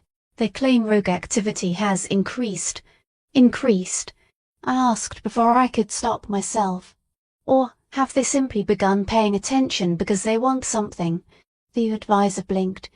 I beg your pardon, Miss Catherine. The eastern borders have remained relatively quiet for months. I continued, drawing upon the political histories Charles had taught me. But their alpha is approaching a leadership challenge within his own pack. Securing more resources and presenting himself as a defender of the border would strengthen his political position. Approval flashed in Charles's eyes. An excellent observation. Advisor Rothen, investigate Catherine's theory before we distribute any resources. Rothen bowed. He looked at me with respect that had not existed before. Of course, Your Majesty. News spread rapidly through the palace. The king's chosen maid possessed a talent for politics. Some viewed that as an advantage. Others treated it as one more reason to resent me. At least they were beginning to see something beyond the helpless, wolfless woman. 2 weeks before the wedding, my father arrived. I had neither seen nor contacted him since the night Charles claimed me. Part of me hoped he would remain far away and allow my new life to begin without the weight of our old wounds. Of course, he came. His daughter was marrying the Alpha King. The political value was too great for him to ignore. Thomas delivered the message with careful neutrality. Your father has requested an audience, Miss Catherine. The king asks whether you wish to receive him. My first instinct was to refuse. I wanted to send word that I was too busy for the man who had presented me as a joke. But hiding from him would be cowardice. I was no longer a coward. "I will see him in the garden," I said. Not in a formal receiving chamber. I wanted the meeting to happen on ground where I felt strong. My father looked older than I remembered. More grey threaded his hair, and the lines around his eyes had deepened. When he saw me, he bowed. He actually bowed, as though I had finally become someone worthy of recognition. "Catherine, you look well. I am well." I kept my voice neutral. "Why are you here, father?" "To congratulate you, of course. To see my daughter before her wedding." He smiled, but the expression never reached his eyes.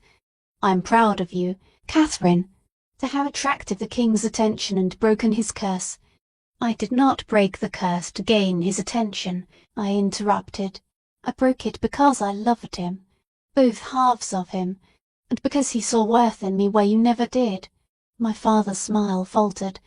"That is unfair. I fed you. I kept you safe. You concealed me. You demanded silence from me. You allowed Angelia and the rest of the pack to ridicule me because acknowledging my existence made your life inconvenient." I stepped closer. "You offered me as entertainment that night. You intended me to be a joke.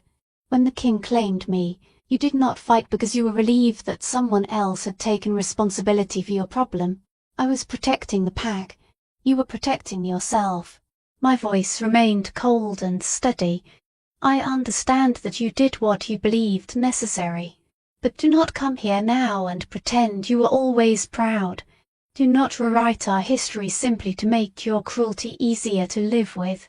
He stared at me as though seeing an unfamiliar person. "You have changed." "No, I have simply stopped pretending to be smaller than I am." I straightened my shoulders. "You may attend the wedding, father, but understand that I am not marrying Charles to elevate our pack or earn your approval. I'm marrying him because we love each other. For the first time in my life, I am choosing something for myself. Catherine, that is all I have to say. Thomas will show you to your room." I walked away from his shock, discomfort, and belated attempt at reconciliation. With each step, I felt lighter. That night, I told Charles what had happened. We were in his private chambers, which had gradually become mine as well. We had agreed to wait until after the wedding before allowing our intimacy to move beyond stolen kisses and careful touches. The curse might have ended, but we still wanted to honor some traditions. "How did it feel?" Charles asked. We sat before the fire, and he drew me against his chest. Standing up to him, terrifying and liberating at the same time. I spent my whole life wanting his approval and recognition. When I finally had the opportunity to demand them, I realize I no longer needed either. "Do you need anything from him now?" His voice brushed softly through my hair. "Nothing." Then I smiled. "Well, not nothing. I still cannot shift, and I am still barren. Those facts did not change when the curse broke. Do they still hurt you?" I considered the question honestly. "Sometimes. When I see mated wolves running together, or hear stories of pack hunts and moon ceremonies, I feel an ache. It is no longer shame, more like longing for a beautiful place I cannot enter. What if there might be a way?" I pulled back sharply. "What do you mean? The curse ended, but Morgana's magic remains woven into me. I can feel it in my bones now, no longer hostile, but still present." His grey eyes became serious. "Yesterday, I sensed something else. A connection where none existed before. I don't understand. You broke the curse by loving both halves of my soul and recognizing the king and beast as one being." He took my hands. "What if that created a bond between us? Not a traditional mating bond, but something similar, something joining your soul to mine." My breath caught. "That isn't possible. 5 years ago, I would have said breaking the curse was impossible. He pressed my palm against his chest above his heart. Close your eyes, Catherine. Do not analyze. Do not try to explain. Only feel. I obeyed. At first, I felt only the warmth of his skin and the steady beat of his heart. Then something else appeared. A pulse. A connection. A thin golden thread stretching from my heart to his. It was invisible, yet unmistakably real. Mine eyes opened. What is that? A bond created by magic. Love! And two souls choosing one another completely. It is not a normal mating bond because those require two wolves, but it is something powerful. He hesitated. I think it may allow you to reach my wolf. Not one of my own. No. Mine, shared through the bond. Almost as though you could borrow my strength. That cannot happen. Magic does not work that way. Ordinary magic does not. Curse magic rewrites reality and invents its own rules. His eyes searched mine. When you freed me, you did more than end a spell. You intertwined our souls. What are you suggesting? That we try shifting together. I would guide you through the transformation and share my wolf through the bond. Hope and terror fought inside me. What if it fails? What if I try and nothing happens? Then we have an answer, and nothing else changes. You remain my Luna. I continue loving you. His smile became gentle. But if it succeeds, you may finally know what it feels like to run on 4 legs and taste the freedom wolves describe. I wanted it. I wanted it so desperately that the desire itself hurt. But I was terrified of hope, terrified of reaching for something beautiful only to feel it disappear like every other dream. Not yet, I said at last. After the wedding. Once everything is settled, then perhaps we can try. Charles could not fully hide his disappointment, but understanding remained stronger. Whenever you are ready, the bond will not vanish. We sat together in the firelight for some time. Charles, I said eventually, thank you for allowing me to choose, for not pushing me. I kissed his jaw. Thank you for seeing more than my limitations. Always, he murmured. You were never limited, Catherine. The world simply lacked the vision to recognize your strength. Held in the arms of a king who had once been a beast, I felt something entirely new. I felt complete. 1 week before the wedding, Angelia came to the palace. I had not invited her or even told her the date. Apparently, my father had done both. She arrived dressed in a gown worth more than most people earned in a year. Her hair was flawless, and I could almost sense her silver wolf purring beneath her skin. Of course, she found me in the library. So this is where you hide, she said, taking a chair without invitation.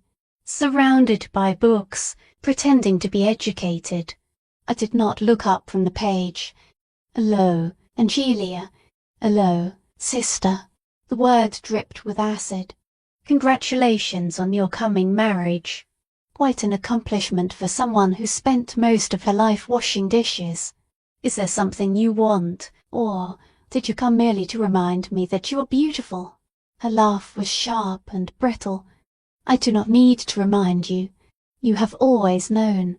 She leaned closer. But I am curious. About what? How did you do it? For the first time, genuine confusion appeared in her voice. How did someone like you, Wolfless, Barren, insignificant, end up here, preparing to marry the most powerful alpha in the territories? I closed the book and met her gaze.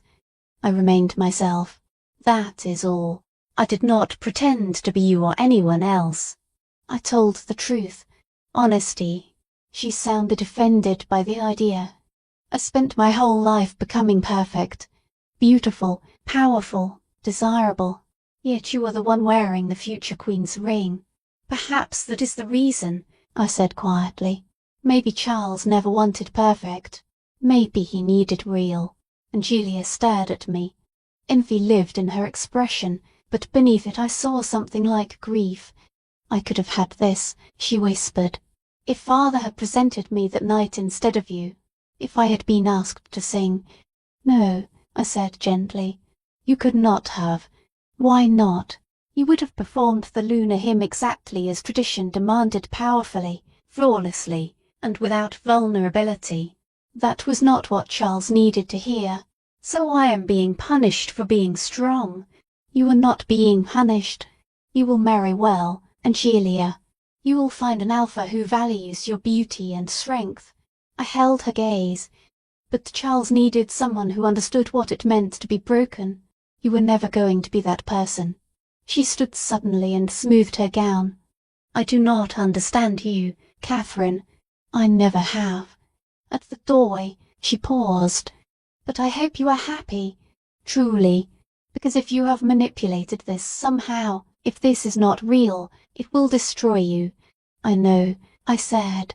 That is why I am being careful to deserve it. She left without another word. I returned to my reading, no longer haunted by the woman I had once believed I needed to become. The night before the wedding, Charles found me on the balcony beneath a field of stars. Nervous? He asked, coming behind me and wrapping both arms around my waist. Terrified, I admitted. Tomorrow I become Lunar Queen. Everyone in the kingdom will watch, judge, and wait for me to fail. Then let them watch. He kissed my temple. Let them judge. You have already proven yourself where it matters. You ended an impossible curse, survived the beast, and earned the council's respect. Everything tomorrow is ceremony. That is easy for you to say. You were born for this. I was born into duty, unbearable expectations, and crushing loneliness. He turned me toward him. But you chose this life. You chose me. You chose something that frightened you because you desired it enough to become brave. No bloodline or birthright is more impressive than that. You always know what to say. That is because praising you is easy. He cupped my face. Tomorrow, Catherine, you become my Luna, my queen, and my equal partner in everything. Are you ready? I looked into the storm-grey eyes that had once belonged to a beast and now held only certainty and love. Yes, I said. I am ready. He kissed me slowly, deeply, and with all the promise of our future. Tomorrow would bring public vows and political performance. Tonight belonged only to us two people once considered broken, who had found one another in the dark and chosen to create something beautiful. That was more than enough. On the morning of my wedding, I woke to falling snow. It was late spring. Snow should have been impossible, yet thick white flakes drifted past the window and covered the palace grounds in untouched white. Thomas arrived with breakfast, wonder deepening every line of his old face. It is magic, Miss Catherine. Ancient magic, the kind that reveals itself when something of great importance is taking place. Snow in spring certainly seems important. So does the coronation of a lunar queen. Perhaps the moon goddess herself is watching. He placed the tray on a table and handed me a small envelope. This appeared shortly before dawn.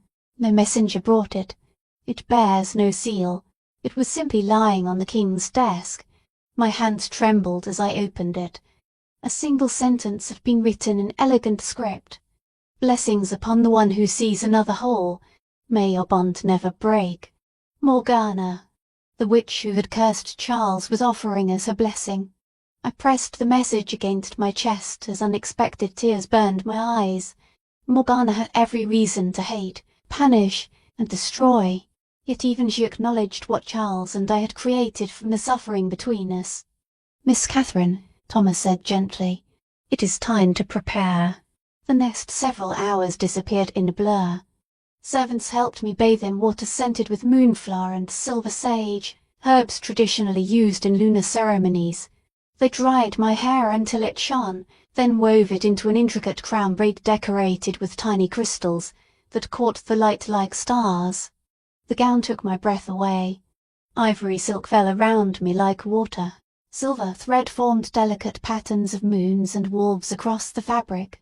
The neckline was modest and elegant, and the long sleeves fit closely around my arms. It was nothing like the heavy, extravagant gowns favoured by noble women. It was simple, beautiful, and perfectly suited to me. Before the ceremony, the servant removed the promise ring from my right hand and fastened it to a chain around my neck. It would remain there until wedding bands replaced it at the altar. When I finally turned toward the mirror, I saw a queen. "You are beautiful, Miss Catherine," one young servant whispered with tears in her eyes. I barely recognized my reflection. The wounded girl in a stained kitchen dress had disappeared. In her place stood a woman who appeared composed, regal, and worthy of standing beside a king. I only hoped the confidence was more than an illusion. The ceremony took place in the same great hall where I had performed the lunar hymn and begun this entire impossible journey. The room, however, had been transformed. Thousands of white flowers hung from the ceiling in a canopy of blossoms. Silver ribbons reflected the light from immense chandeliers. At the far end, before floor-to-ceiling windows overlooking the snow-covered courtyard, stood an altar carved from moonstone. The hall was full. Every influential Alpha and Luna in the territories had come. Council members wore their formal regalia. Nobles I had never met stood dressed in their finest clothing, and every one of them turned to watch when I entered. My father stood with the delegation from our pack. Angelia was beside him in ice blue silk, her expression carefully controlled. Thera caught my eye and gave one small nod of encouragement. At the altar waited Charles. He wore ceremonial black embroidered with silver wolves that matched the patterns on my gown. His hair had been tied back, revealing the hard, familiar lines of his face. The moment he saw me, his grey eyes locked on mine and his breath caught. He looked at me as though no one else existed. I walked the long aisle alone. My father did not escort me. I was not being handed from one man to another. I was choosing. With each step, I felt the pressure of every judgment in the room and heard the faint movement of whispers.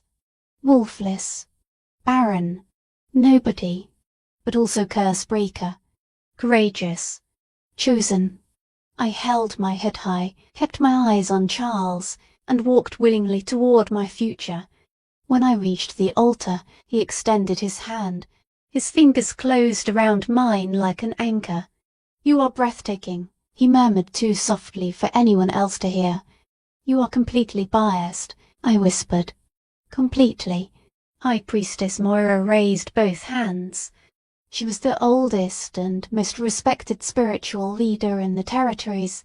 Silence spread through the hall as her ancient voice began the ceremony. "We gather beneath the witness of the moon to bind two souls in sacred union. Not only an Alpha King and his chosen Luna, but two people who walked through darkness and emerged whole." She turned to Charles. "Alpha King Charles Washington, you were cursed and divided from yourself, separated between man and beast. The moon goddess tested you, and you endured. Yet endurance alone did not bring freedom. Love did. Do you acknowledge this truth?" "I do," Charles answered clearly. "Do you accept Catherine, daughter of Beta William, breaker of curses and speaker of truth, as your lunar queen? Will you stand beside her in governing these territories, share your burdens and joys, and accept her as your partner in every matter?" "I do," without hesitation or doubt. The priestess turned toward me. Warmth entered her aged eyes. "Catherine, others named you broken, defective, and lesser. You proved that strength takes many forms and that the courage to remain can equal the power to fight. Do you acknowledge this truth?" My throat tightened. "I do. Do you accept Charles Washington, Alpha King and bearer of a soul once divided, as your mate and king? Will you stand beside him in governing these territories, share his burdens and joys, and become his partner in every matter?" I looked at the man who had recognized value in me when no one else had. He had taught me that my worth extended far beyond my defects. He loved me with both his human mind and the wild heart of the beast. "I do," I answered with complete certainty. The priestess smiled. "Then by the authority granted to me through the moon goddess and the oldest laws of our kind, I bind you together. Let no wolf, though Alpha, and no force in this world divide what has been freely joined. She revealed 2 rings of silver bands set with moonstone and obsidian, moonlight and darkness intertwined. Charles lifted my left hand and placed the ring upon it. With this ring I give you my heart, my crown, and my truth. Every part of me, holy. I took his hand and placed the matching ring on his finger. With this ring I give you my courage, my honesty, and my love. Every part of me, holy. Then it is complete, Moira declared. Alpha King Charles and Lunar Queen Catherine, united through choice and blessed beneath the moon. May your reign endure, and may your love remain unbroken. Applause erupted through the hall, sincere from some, ceremonial from others. None of it mattered. Charles drew me into his arms and kissed me before the entire kingdom. The world narrowed until there was only the 2 of us. When we finally parted, breathless, he rested his forehead against mine. "My queen," he murmured. "My king." For the first time in my life, the title felt right. The celebration that followed was overwhelming. Hundreds of guests filled the feast. Each required a greeting, an acknowledgement, or a carefully measured conversation. Alphas attempted to gain favour. Lunas delivered compliments designed to conceal questions and threats. Nobles positioned themselves for future advantage. I smiled until my cheeks ached and spoke until my throat became raw. Charles remained close, one hand resting at my waist or against my back like a constant source of stability. Whenever a guest became too condescending or a question too pointed, he redirected the conversation with effortless authority. "Your Luna is remarkably composed for someone with so little experience," an elder Luna observed. Her smile held no warmth. "Catherine possesses more wisdom than many people twice her age," Charles answered coolly. "Experience is not measured only in years, Lady Helena." The Queen broke a curse that had endured for 5 years, Thera added, arriving at my side at precisely the right moment, "that gives her more experience with the impossible than anyone else in this room can claim." Lady Helena withdrew, chastened. "Thank you," I whispered to Thera. "Do not thank me. Survive." Her eyes moved across the crowded room.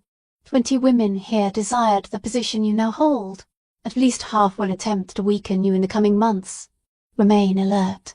How do I fight people who smile while plotting against me? By becoming more intelligent, more strategic, and absolutely unwilling to retreat. Thera's eyes gleamed. You survived an actual beast. Nobles are simply beasts dressed in finer clothing. As the evening progressed, the formal celebration gave way to an older, more primal tradition. The wolves wanted to run. Following the coronation of a lunar queen, the gathered pack traditionally shifted and hunted beneath the moon. The shared ritual was intended to establish the Luna's position within the hierarchy. My stomach dropped. I could not shift. Everyone knew, and now the entire court would watch me remain behind while they transformed and ran. My absence would become a public display of everything I lacked. Charles sensed my tension immediately. "We do not have to perform the run," he said quietly. "We can excuse ourselves and claim exhaustion." "No." I straightened my spine. If I am going to serve as Lunar Queen, I cannot hide from pack customs simply because they reveal my limitations.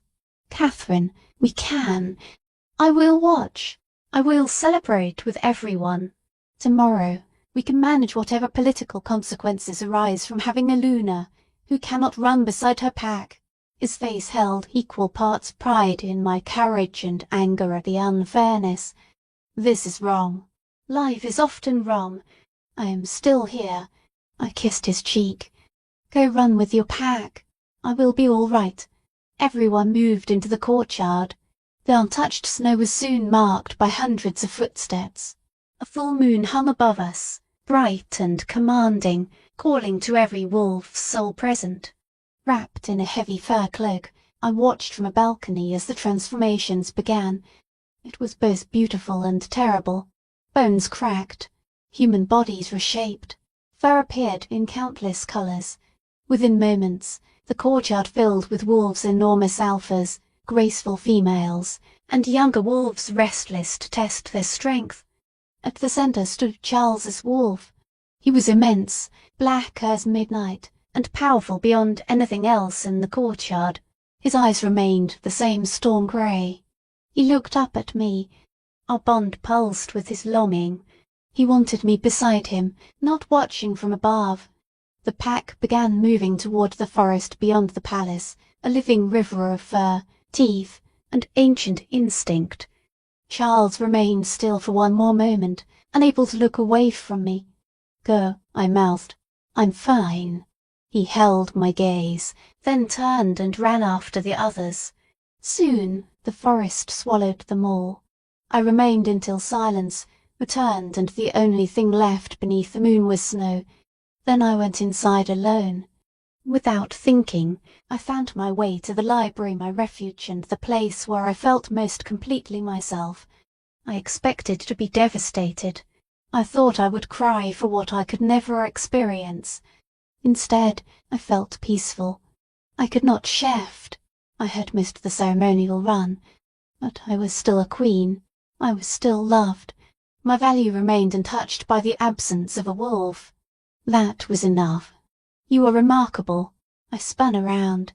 Thera stood in the doorway, still human. "You didn't join the run?" I asked. "I wanted to speak with you." She entered and took a chair.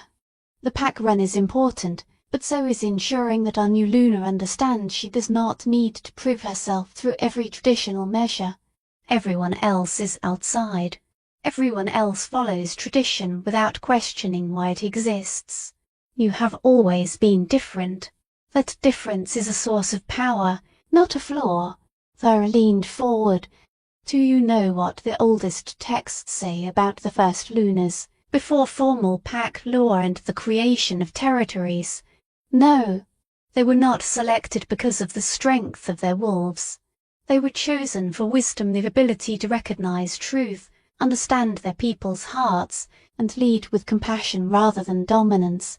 Her eyes held mine. "You were closer to those ancient Lunas than many wolf-born queens could ever be. Because you cannot depend on physical superiority, you must lead with your mind and heart. That is a generous way to interpret my situation. It is the truth. The sooner you accept it, the stronger you will become." She rose. "The pack will return soon, filled with wild joy from the run. Charles will come back worried and guilty for leaving you.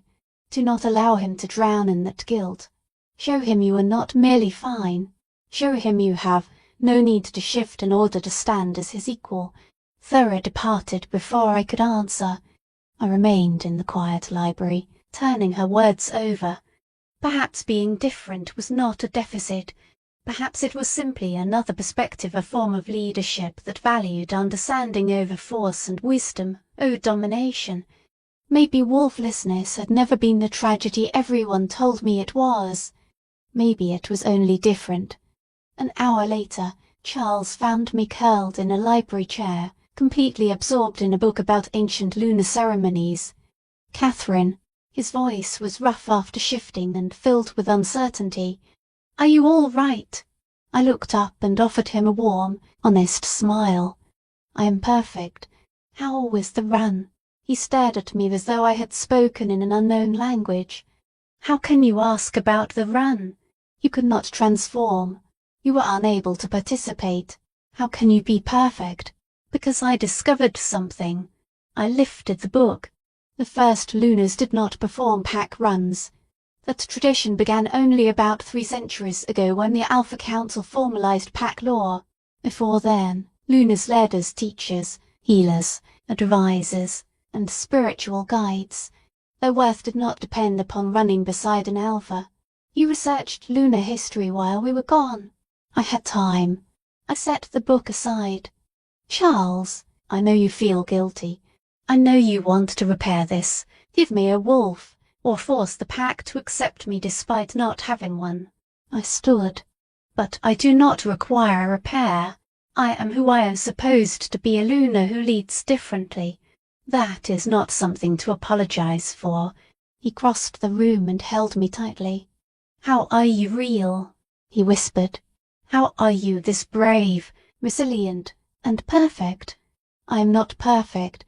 I am simply tired of apologizing for existing as myself." I leaned back to meet his eyes. "I am your Lunar Queen, not because I can shift or hunt with the pack, but because we love one another, and are stronger together than apart. That is what matters." He kissed me with desperation and relief. When we separated, tears shone in his eyes. "I love every part of you, Catherine. Every difference that makes you who you are. I know." I smiled. "And I love you both halves, always." We stood wrapped in each other while moonlight streamed through the library windows. Something settled deep inside me. This was where I belonged, not in spite of being wolfless, but partly because the perspective it gave me would allow me to lead in ways others could not. I was exactly who I was meant to be. Later, in the royal chambers we now shared, Charles raised the subject I had avoided. "Do you still want to try?" he asked. "To discover whether our bond can let you shift through my wolf?" I had almost forgotten the offer he made before the wedding, the possibility that our magical link might allow me to experience his transformation. "I don't know," I admitted. "Part of me wants it desperately. I want to know what shifting feels like. But another part is afraid of failure," he completed gently. "Yes, Baudouin. More than that, I am afraid of wanting it too much. I am afraid that hope will destroy me if nothing happens. Then remove the pressure." He took my hands. "Do not call it an attempt to become a wolf. Call it an experiment, a question. If it succeeds, we celebrate. If it does not, nothing changes. You remain my Luna and remain perfect as you are." I searched his face. "You truly mean that?" "With all my heart." He squeezed my fingers. "But I also believe you deserve the opportunity to know whether it is possible, not because you require a wolf to be complete, but because experiences shape us, and this is one you have never been allowed." He was right. I had spent my entire life wondering how transformation felt, how the forest smelled through a wolf's senses, and what freedom tasted like on 4 legs. Even if I failed, at least I would no longer wonder whether I had been too afraid to try. "All right," I said. "Let's try." We went to the private royal courtyard, enclosed by high walls and hidden from watching eyes. The snow had stopped, leaving the world clean and silent. Charles removed his clothes without embarrassment, as wolves considered nudity before a shift entirely natural. I still blushed. "Come here." He extended his hand. The instant I took it, our bond strengthened. The golden thread between our hearts brightened. "Close your eyes," he instructed. "Find the bond and follow it into me. Reach toward my wolf. Do not force anything. Move with it." I closed my eyes and followed the connection. It grew brighter and stronger. Then I felt him. Not only Charles the man, but a deeper presence, primal, ancient, and both human and other. Thought and instinct fused together. His wolf. "Good," Charles murmured. "Now I will shift. Stay connected. Let my transformation carry you." His body began to change. For the first time, I did not experience it as an observer. Through the bond, the transformation moved through me as well. My bones began to ache. My skin prickled. Every sense sharpened beyond reason. Then pain arrived. Beautiful, terrible pain surged through me as my body attempted to reshape itself. I gasped and lost my concentration. The bond snapped loose. When I opened mine eyes, Charles stood before me in magnificent wolf form, concern filling his storm-grey gaze. I remained human. Unchanged.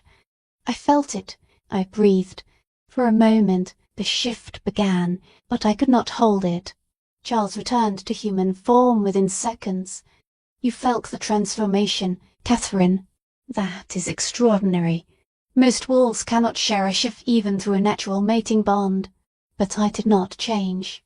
I tried and failed. You connected to my wolf through a bond that should not exist. You experienced the beginning of a transformation no wolfless person has ever felt. He pulled me into his arms. That is not failure. It is a miracle. Tears ran down my face, carrying wonder and frustration together. It hurt so much, and I still could not finish. The first transformation hurts every wolf, even those born for it. He stroked my hair. You took the first step. With time and practice, perhaps you can take another, and then another, until one day the transformation completes. Or perhaps I cannot. Maybe that single moment is as far as I will ever reach. Then that moment is enough. He tilted my face toward his. You are enough. Wolf or human, shifted or unchanged. You are my Luna and the woman I love. That truth will never change. I buried my face against his chest and cried for the lonely girl who had always dreamed of running, for the queen who might never fully transform, and for every complicated strand of grief and hope knotted inside me. Charles held me through all of it, patient and loving. We returned to our chambers as dawn coloured the sky pink and gold. It was technically our wedding night, though we had spent most of it attempting a magical transformation rather than consummating our marriage in the expected way. "I'm sorry," I said when we collapsed onto the enormous bed. This was supposed to be romantic, and instead I spent the night crying about a failed shift. Charles laughed with the genuine joy I loved. "Catherine, we ended a 5-year curse, married before the entire kingdom, and attempted to share a wolf through forbidden magic. This may be the most eventful wedding night in history. Romance is overrated compared with that. Entirely. You are certain you aren't disappointed?" He rolled onto his side and looked at me seriously. "I married a woman who entered a beast's cage carrying nothing but riddles and courage. A woman who sees every broken piece of me and calls it beautiful." His hand cupped my cheek.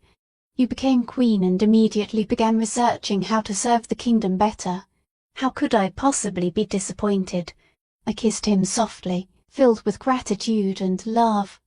When the kiss deepened, when his hands explored me with gentle reverence, and when we finally joined as mates, partners, and two souls united through choice, it was perfect.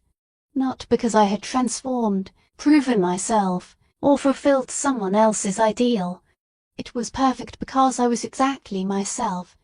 And that was enough. 3 months passed. 3 months of learning how to serve as Luna Queen. I attended council meetings, mediated disputes, and represented the crown at territorial gatherings. I made mistakes, accepted correction, faced resistance, and slowly earned respect through my actions rather than my birth. I also spent 3 months trying to shift. Every night, Charles and I returned to the private courtyard.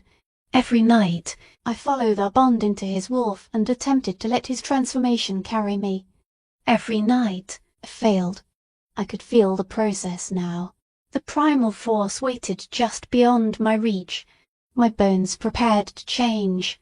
Instinct stirred beneath my skin, but the transformation always stopped at the final barrier, as though some invisible edge prevented me from crossing. "It feels like standing at the top of a cliff," I told Thera one afternoon. The sharp-tongued councilwoman and the wolfless queen had become unlikely friends. "I can see where I'm supposed to go, but I cannot make myself leap." "Perhaps you were not meant to," Thera suggested thoughtfully. "The bond may allow you to touch Charles's wolf without changing what you fundamentally are. Human, but linked to something greater. That is not enough. I want—" Frustration stopped the rest. "What do you want, Catherine?" "I want to run beside him. I want to know what it feels like to be complete." "You are complete," Thera said sharply. "You have become obsessed with what you do not possess and stopped recognizing everything you do." She leaned toward me. "You can feel his wolf. You share a connection more profound than most traditional mating bonds. You became Luna Queen without ever shifting. At what point will any of that be enough?" The question hurt because it was true. I had turned transformation into an obsession, another measure by which I could declare myself a failure. I should have celebrated how far I had come, yet I could not release the desire. The crisis began on a clear autumn morning. A messenger arrived from one of the smaller packs in the Southern Territories, a remote community often ignored by the rest of the kingdom. Their alpha had died, leaving the pack in chaos. 3 wolves had challenged for leadership, and the conflict among their supporters was becoming violent. They request royal intervention, the messenger explained before the council. More specifically, they ask for the Lunar Queen to mediate. He hesitated. They believe a wolfless Luna will remain impartial and will not favour one challenger because of the strength of his or her wolf. The council chamber erupted. This is inappropriate. The Queen has no experience with such a situation. Sending her into a divided pack would be dangerous. I will go, I said quietly. The room fell silent. Charles had been listening with carefully restrained anger. He turned toward me. Catherine, you are under no obligation to accept. Yes, Nan. I stood and addressed the council. They requested me specifically. If I refuse, I confirm every accusation that I am Lunar Queen in title alone too fragile to manage a true crisis. You could be harmed, Aldridge protested. The challengers have already become violent and unpredictable. Then my lack of a wolf may protect me. They cannot sense me as a rival alpha or a threat. I met his gaze. I will enter as a neutral mediator, someone unaffected by dominant displays or contests of strength. Is that not precisely what this pack needs? Ferris slowly nodded. She is right. This provides an opportunity to establish the Queen as a different kind of leader, one who settles disputes through insight rather than force. It is too dangerous, Charles said, his voice tight. I will not permit it. I turned toward him. The words hurt, but I kept my tone formal. With respect, Your Majesty, you do not have the authority to forbid me from fulfilling the responsibilities of Lunar Queen. This is my duty, and I intend to honour it. The challenge remained between us, public and impossible to ignore. Charles stared at me for a long time. Conflict moved through his grey eyes. At last, he nodded. Very well. You will take a full royal guard, and I will accompany you. No, my answer came firmly. If you appear, every challenger will treat you as the true authority. They need to see that I can stand alone. Thomas may come as my adviser, along with a small guard for protection. I held his gaze.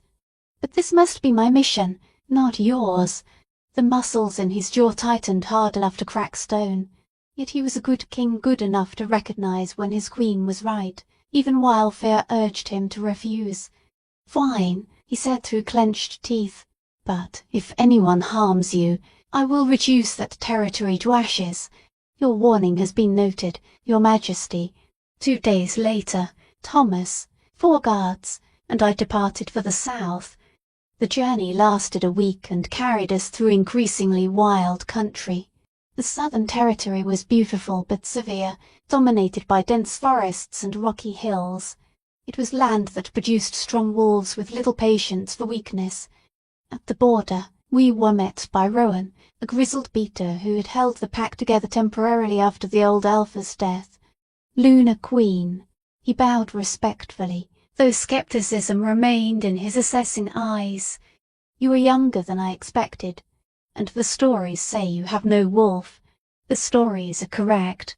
I dismounted and met his gaze without flinching. Does that trouble you? Less than the 3 fools attempting to tear this pack apart. He motioned for us to follow. Come. Meet them before deciding whether the situation can be saved. The pack house was modest, designed for function rather than beauty. Signs showed that it had once supported a stable community. Now tension poisoned the air. Pack members had divided into factions and watched one another with open hostility. The 3 challengers were exactly what I expected of powerful wolves in their prime, each convinced leadership belonged to them. Garrett, the late Alpha's son, claimed the right of inheritance. Sasha, their strongest fighter, claimed the right of strength. Liam, their most capable strategist, claimed the right of wisdom. They met me in the council room, and hostility appeared immediately. "This is who the crown sent."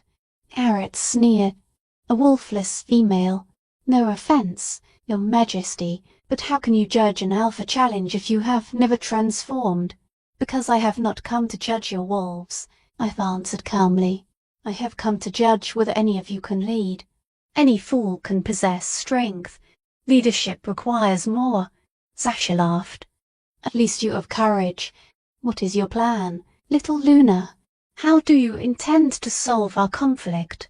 Begin by telling me why each of you wants to become alpha. I want real reasons, not claims that you are strongest or that the position belongs to you." The three exchanged glances.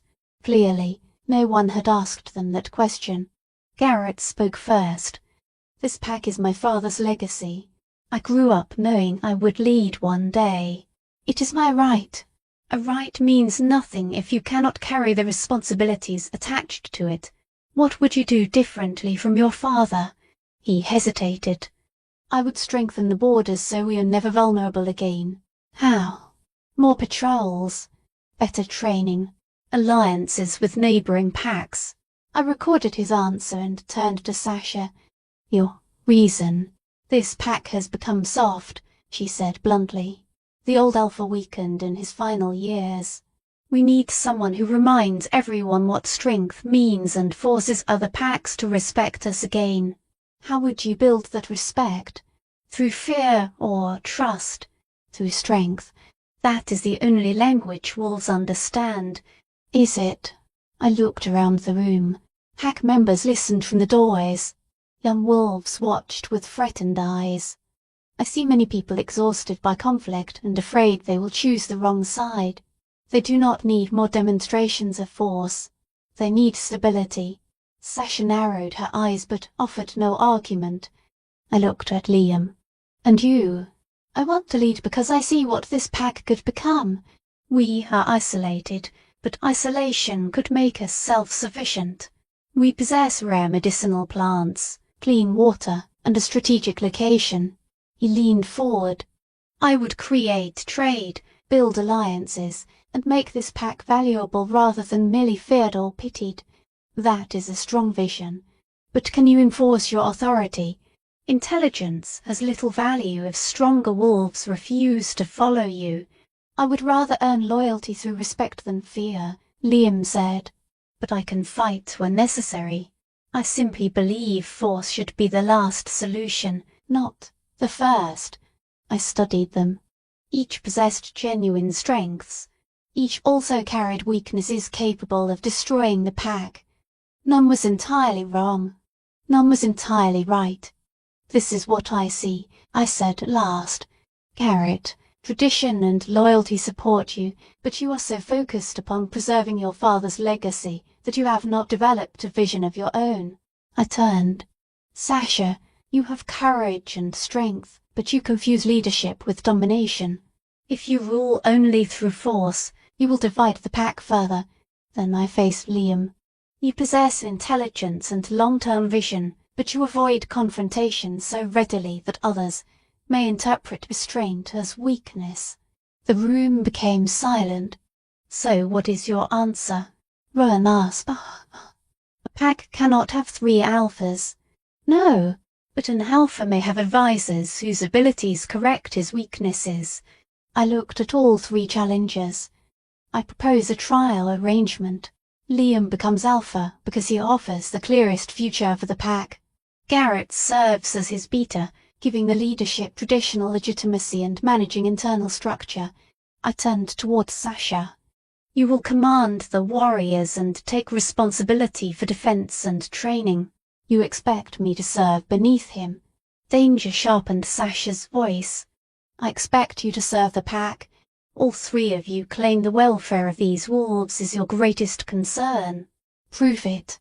Set aside your pride and work together in the roles suited to your strengths." I met her blazing eyes. or continue fighting until this pack collapses and its members scatter into other territories. The choice belongs to you. The tension became suffocating. Liam spoke first. I accept. If Garrett and Sasha agree, I will serve as Alpha. But I want both of you beside me. I am intelligent enough to understand that I cannot lead alone. Garrett visibly struggled with wounded pride. Finally, he lowered his head. For my father's memory and for the pack, I will become Beta. Everyone looked towards Sasha. She stared at me with anger and reluctant respect. You have nerve, entering a hostile pack and telling 3 alphas what they should do. She remained silent for a long moment. Fine. I will lead the warriors. But if Liam proves weak, I reserve the right to challenge him again. That is fair. Liam agreed. Only then did I release the breath I had been holding. Then the matter is settled. Liam will serve as Alpha, Garrett as Beta, and Sasha as Commander of the Warriors. You will submit quarterly reports to the Royal Council.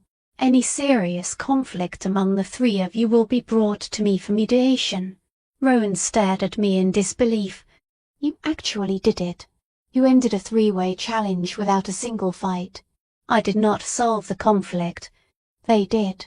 I merely helped them look beyond their pride and recognize what the pack required. I stood. Now I believe we have an Alpha ceremony to conduct. The ceremony was simple but powerful. Liam swore to protect and serve. The pack accepted him through submission and a chorus of howls. As I stood beside him, the energy of the pack shifted. It was not complete unity that would require time, but hope had returned. For the first time, they believed the future might improve. That night, as we prepared to leave, Sasha found me. I misjudged you, she said without introduction. I assumed a Wolfless Luna would be weak. Instead, you entered enemy territory and faced 3 alphas without flinching. That requires a different kind of strength.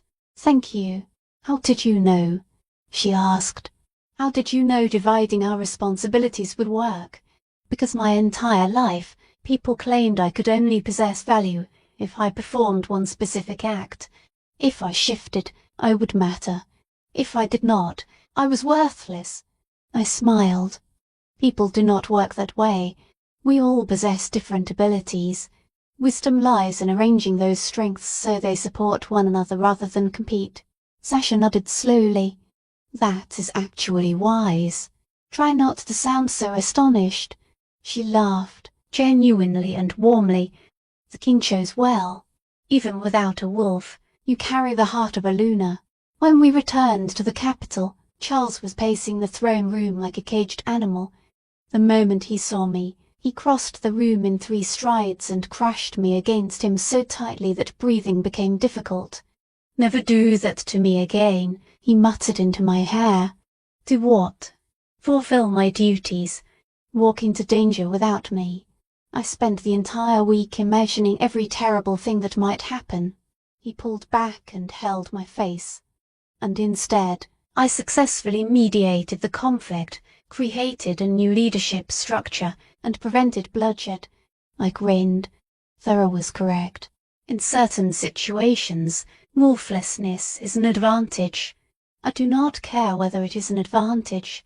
I care that you returned safely. But he was smiling now, pride mixing with relief. The reports say you were magnificent. You faced 3 alpha challengers and convinced them to work together. Very appropriate behavior for a Lunar Queen. I learned from an excellent teacher. I kissed him softly. Now can we go to bed?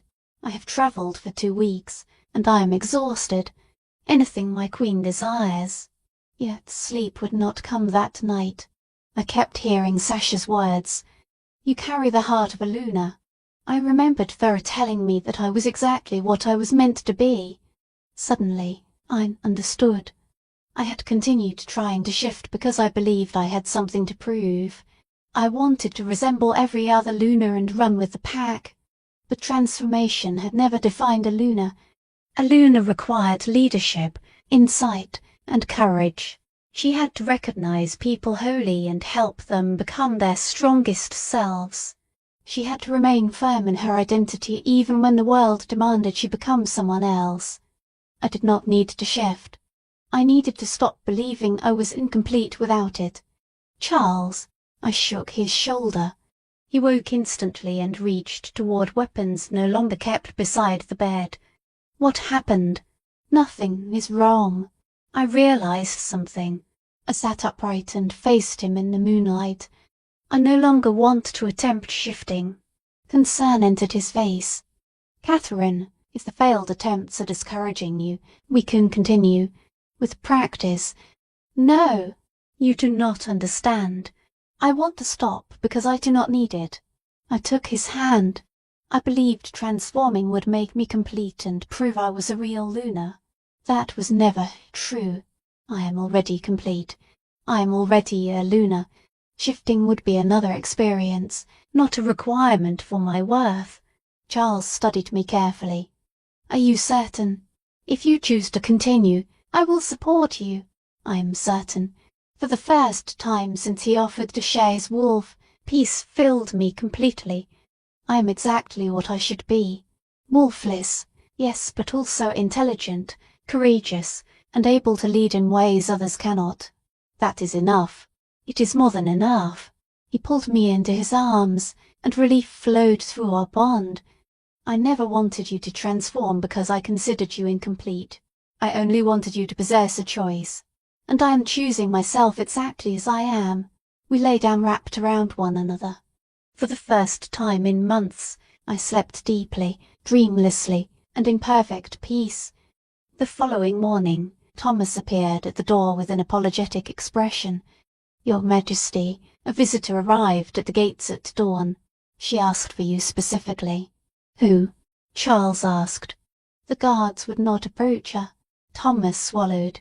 They say she smells of ancient magic. My heart accelerated. Charles and I dressed quickly and went to the throne room. A woman stood in a pool of morning sunlight. I had never met her, yet I recognized her immediately. Morgana Wilson. She was smaller than I expected, only slightly taller than me. Streaks of grey ran through her dark hair, and her eyes resembled winter storms. She wore ordinary travelling clothes, but power radiated from her like heat from buried coals. Luna Queen Catherine, she said, surprisingly gentle, I have waited a long time to meet you. You are the witch who cursed Charles. I kept my voice steady. I am. And you are the woman who broke the curse. Her smile was sad but sincere. I observed from a distance through scrying magic. I needed to know whether the spell ended honestly or whether someone discovered a loophole. Charles moved closer to me in silent protection. And what did you discover? That she loved you completely. Both halves, without manipulation, calculation, or reservation. Unfallen tears brightened Morgana's eyes. That is rare. Most people love an idea, or only the convenient pieces of another person. Catherine witnessed the king and the beast, intellect and emotion, strength and vulnerability, and chose all of it. Why have you come? I asked. To apologize and to offer a gift. Morgana reached into her travelling bag and removed a small vial filled with luminous silver liquid. This is the essence of moonlight, rare and extremely old magic. If you drink it, it will complete the transformation your bond began. You will become capable of shifting fully and running as a wolf. Silence filled the room. Every part of my body wanted to reach for the vial. It contained the dream I had carried throughout my life. Then I remembered the decision I made the night before. I remembered choosing myself. Thank you, I said carefully.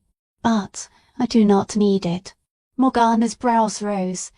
You are refusing. I am choosing myself. I have no wolf, and that is all right. I became Luna Queen because of who I am, not in spite of what I lack. I met her ancient eyes. I truly appreciate the offer, but I do not require magic to make me complete. I am already whole. For a long moment, Morgana only stared. Then she laughed. The sound held bells, sorrow, and joy all at once. Oh, child. Magnificent child. She wiped tears from her eyes. Do you understand what you have just done? Refuse an enchanted gift. You passed the final test. She looked at Charles. The curse had 3 parts.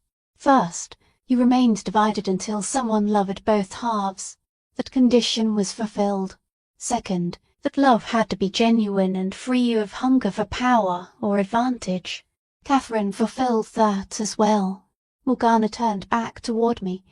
The third condition required the one who loved you to accept herself just as completely, to look upon her own supposed brokenness and choose it without magical correction or supernatural escape. My breath caught. The vial was a test. Everything is a test, child. You passed with grace. Morgana smiled. The curse is now not only lifted, but completed. The spell that divided Charles, connected your souls, and bound you together is sealed permanently. Nothing can reverse what you have built. She pressed the vial into my hand anyway. Keep it. Not because you need it, but because choosing not to use an available solution can be more powerful than never having a choice. If you change your mind one day, the possibility will remain. I will not change my mind. Perhaps not. But life is long, and certainty often changes. She stepped back. I came to make amends and learn whether the curse I created in grief had produced anything besides suffering. Instead, I found 2 people who completed each other's broken pieces, not by repairing them, but through acceptance. Her expression softened. That is a form of healing I did not know existed. Your daughter, I said quietly. Margaret. I am sorry for what happened to her. Morgana's composure broke. Thank you. She was everything to me. Losing her destroyed me. She looked toward Charles. Perhaps some good emerged from the destruction. You learned compassion, your majesty. You experienced separation from yourself, and that suffering made you capable of loving this extraordinary woman. It does not make my decision right, Charles said. I cannot undo Margaret's execution, but I am sorry, truly sorry for your loss. I know. Morgana's voice became quiet. And I forgive you. Not because you deserve forgiveness, but because carrying hatred has exhausted me. She turned toward the door. Live well, both of you. Create something beautiful from what was broken. And remember that somewhere in the wilds, an old witch is watching and wishing you joy. Morgana left as quietly as she had arrived, disappearing into the morning light. I stared at the vial in my palm. It held liquid possibility the power to become the wolf I had always imagined. Then I placed it in a drawer of my desk and closed the drawer firmly. Perhaps one day I would want to use it. Perhaps one day I might choose to try again. But that day I chose myself, exactly as I was.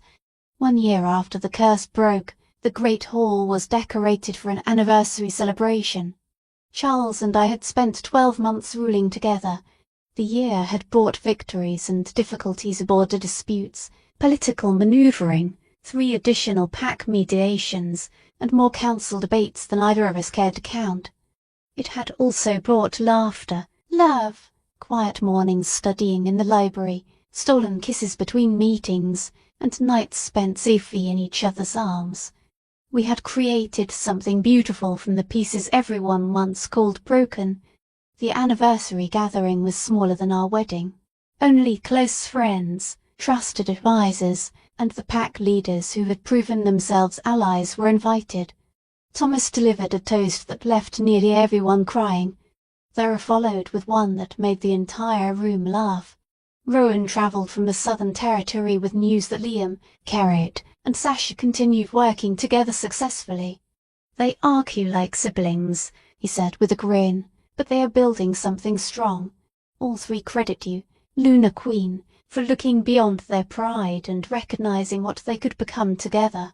As the celebration drew to a close, Charles guided me onto the balcony, the same place where, 1 year earlier, we had marveled at his freedom. Are you happy? He asked, wrapping his arms around me from behind. Completely. More than I ever believed possible. He kissed my temple. I have something for you. Charles, we agreed there would be no gifts. This is not a gift. It is information. He turned me toward him, his expression serious. I have been studying ancient bonding magic, specifically bonds formed when a curse breaks and joins souls that could not otherwise connect. Why? Because I wanted to understand what exists between us and what happened when you freed me. He took my hands. Our bond is not merely magical. It is transformative. You did more than release me from Morgana's spell. You permanently changed the structure of my soul. You integrated the beast into me and made me whole in a way that can never be undone. I know. What you may not know is that the change moved in both directions. Intensity filled his eyes.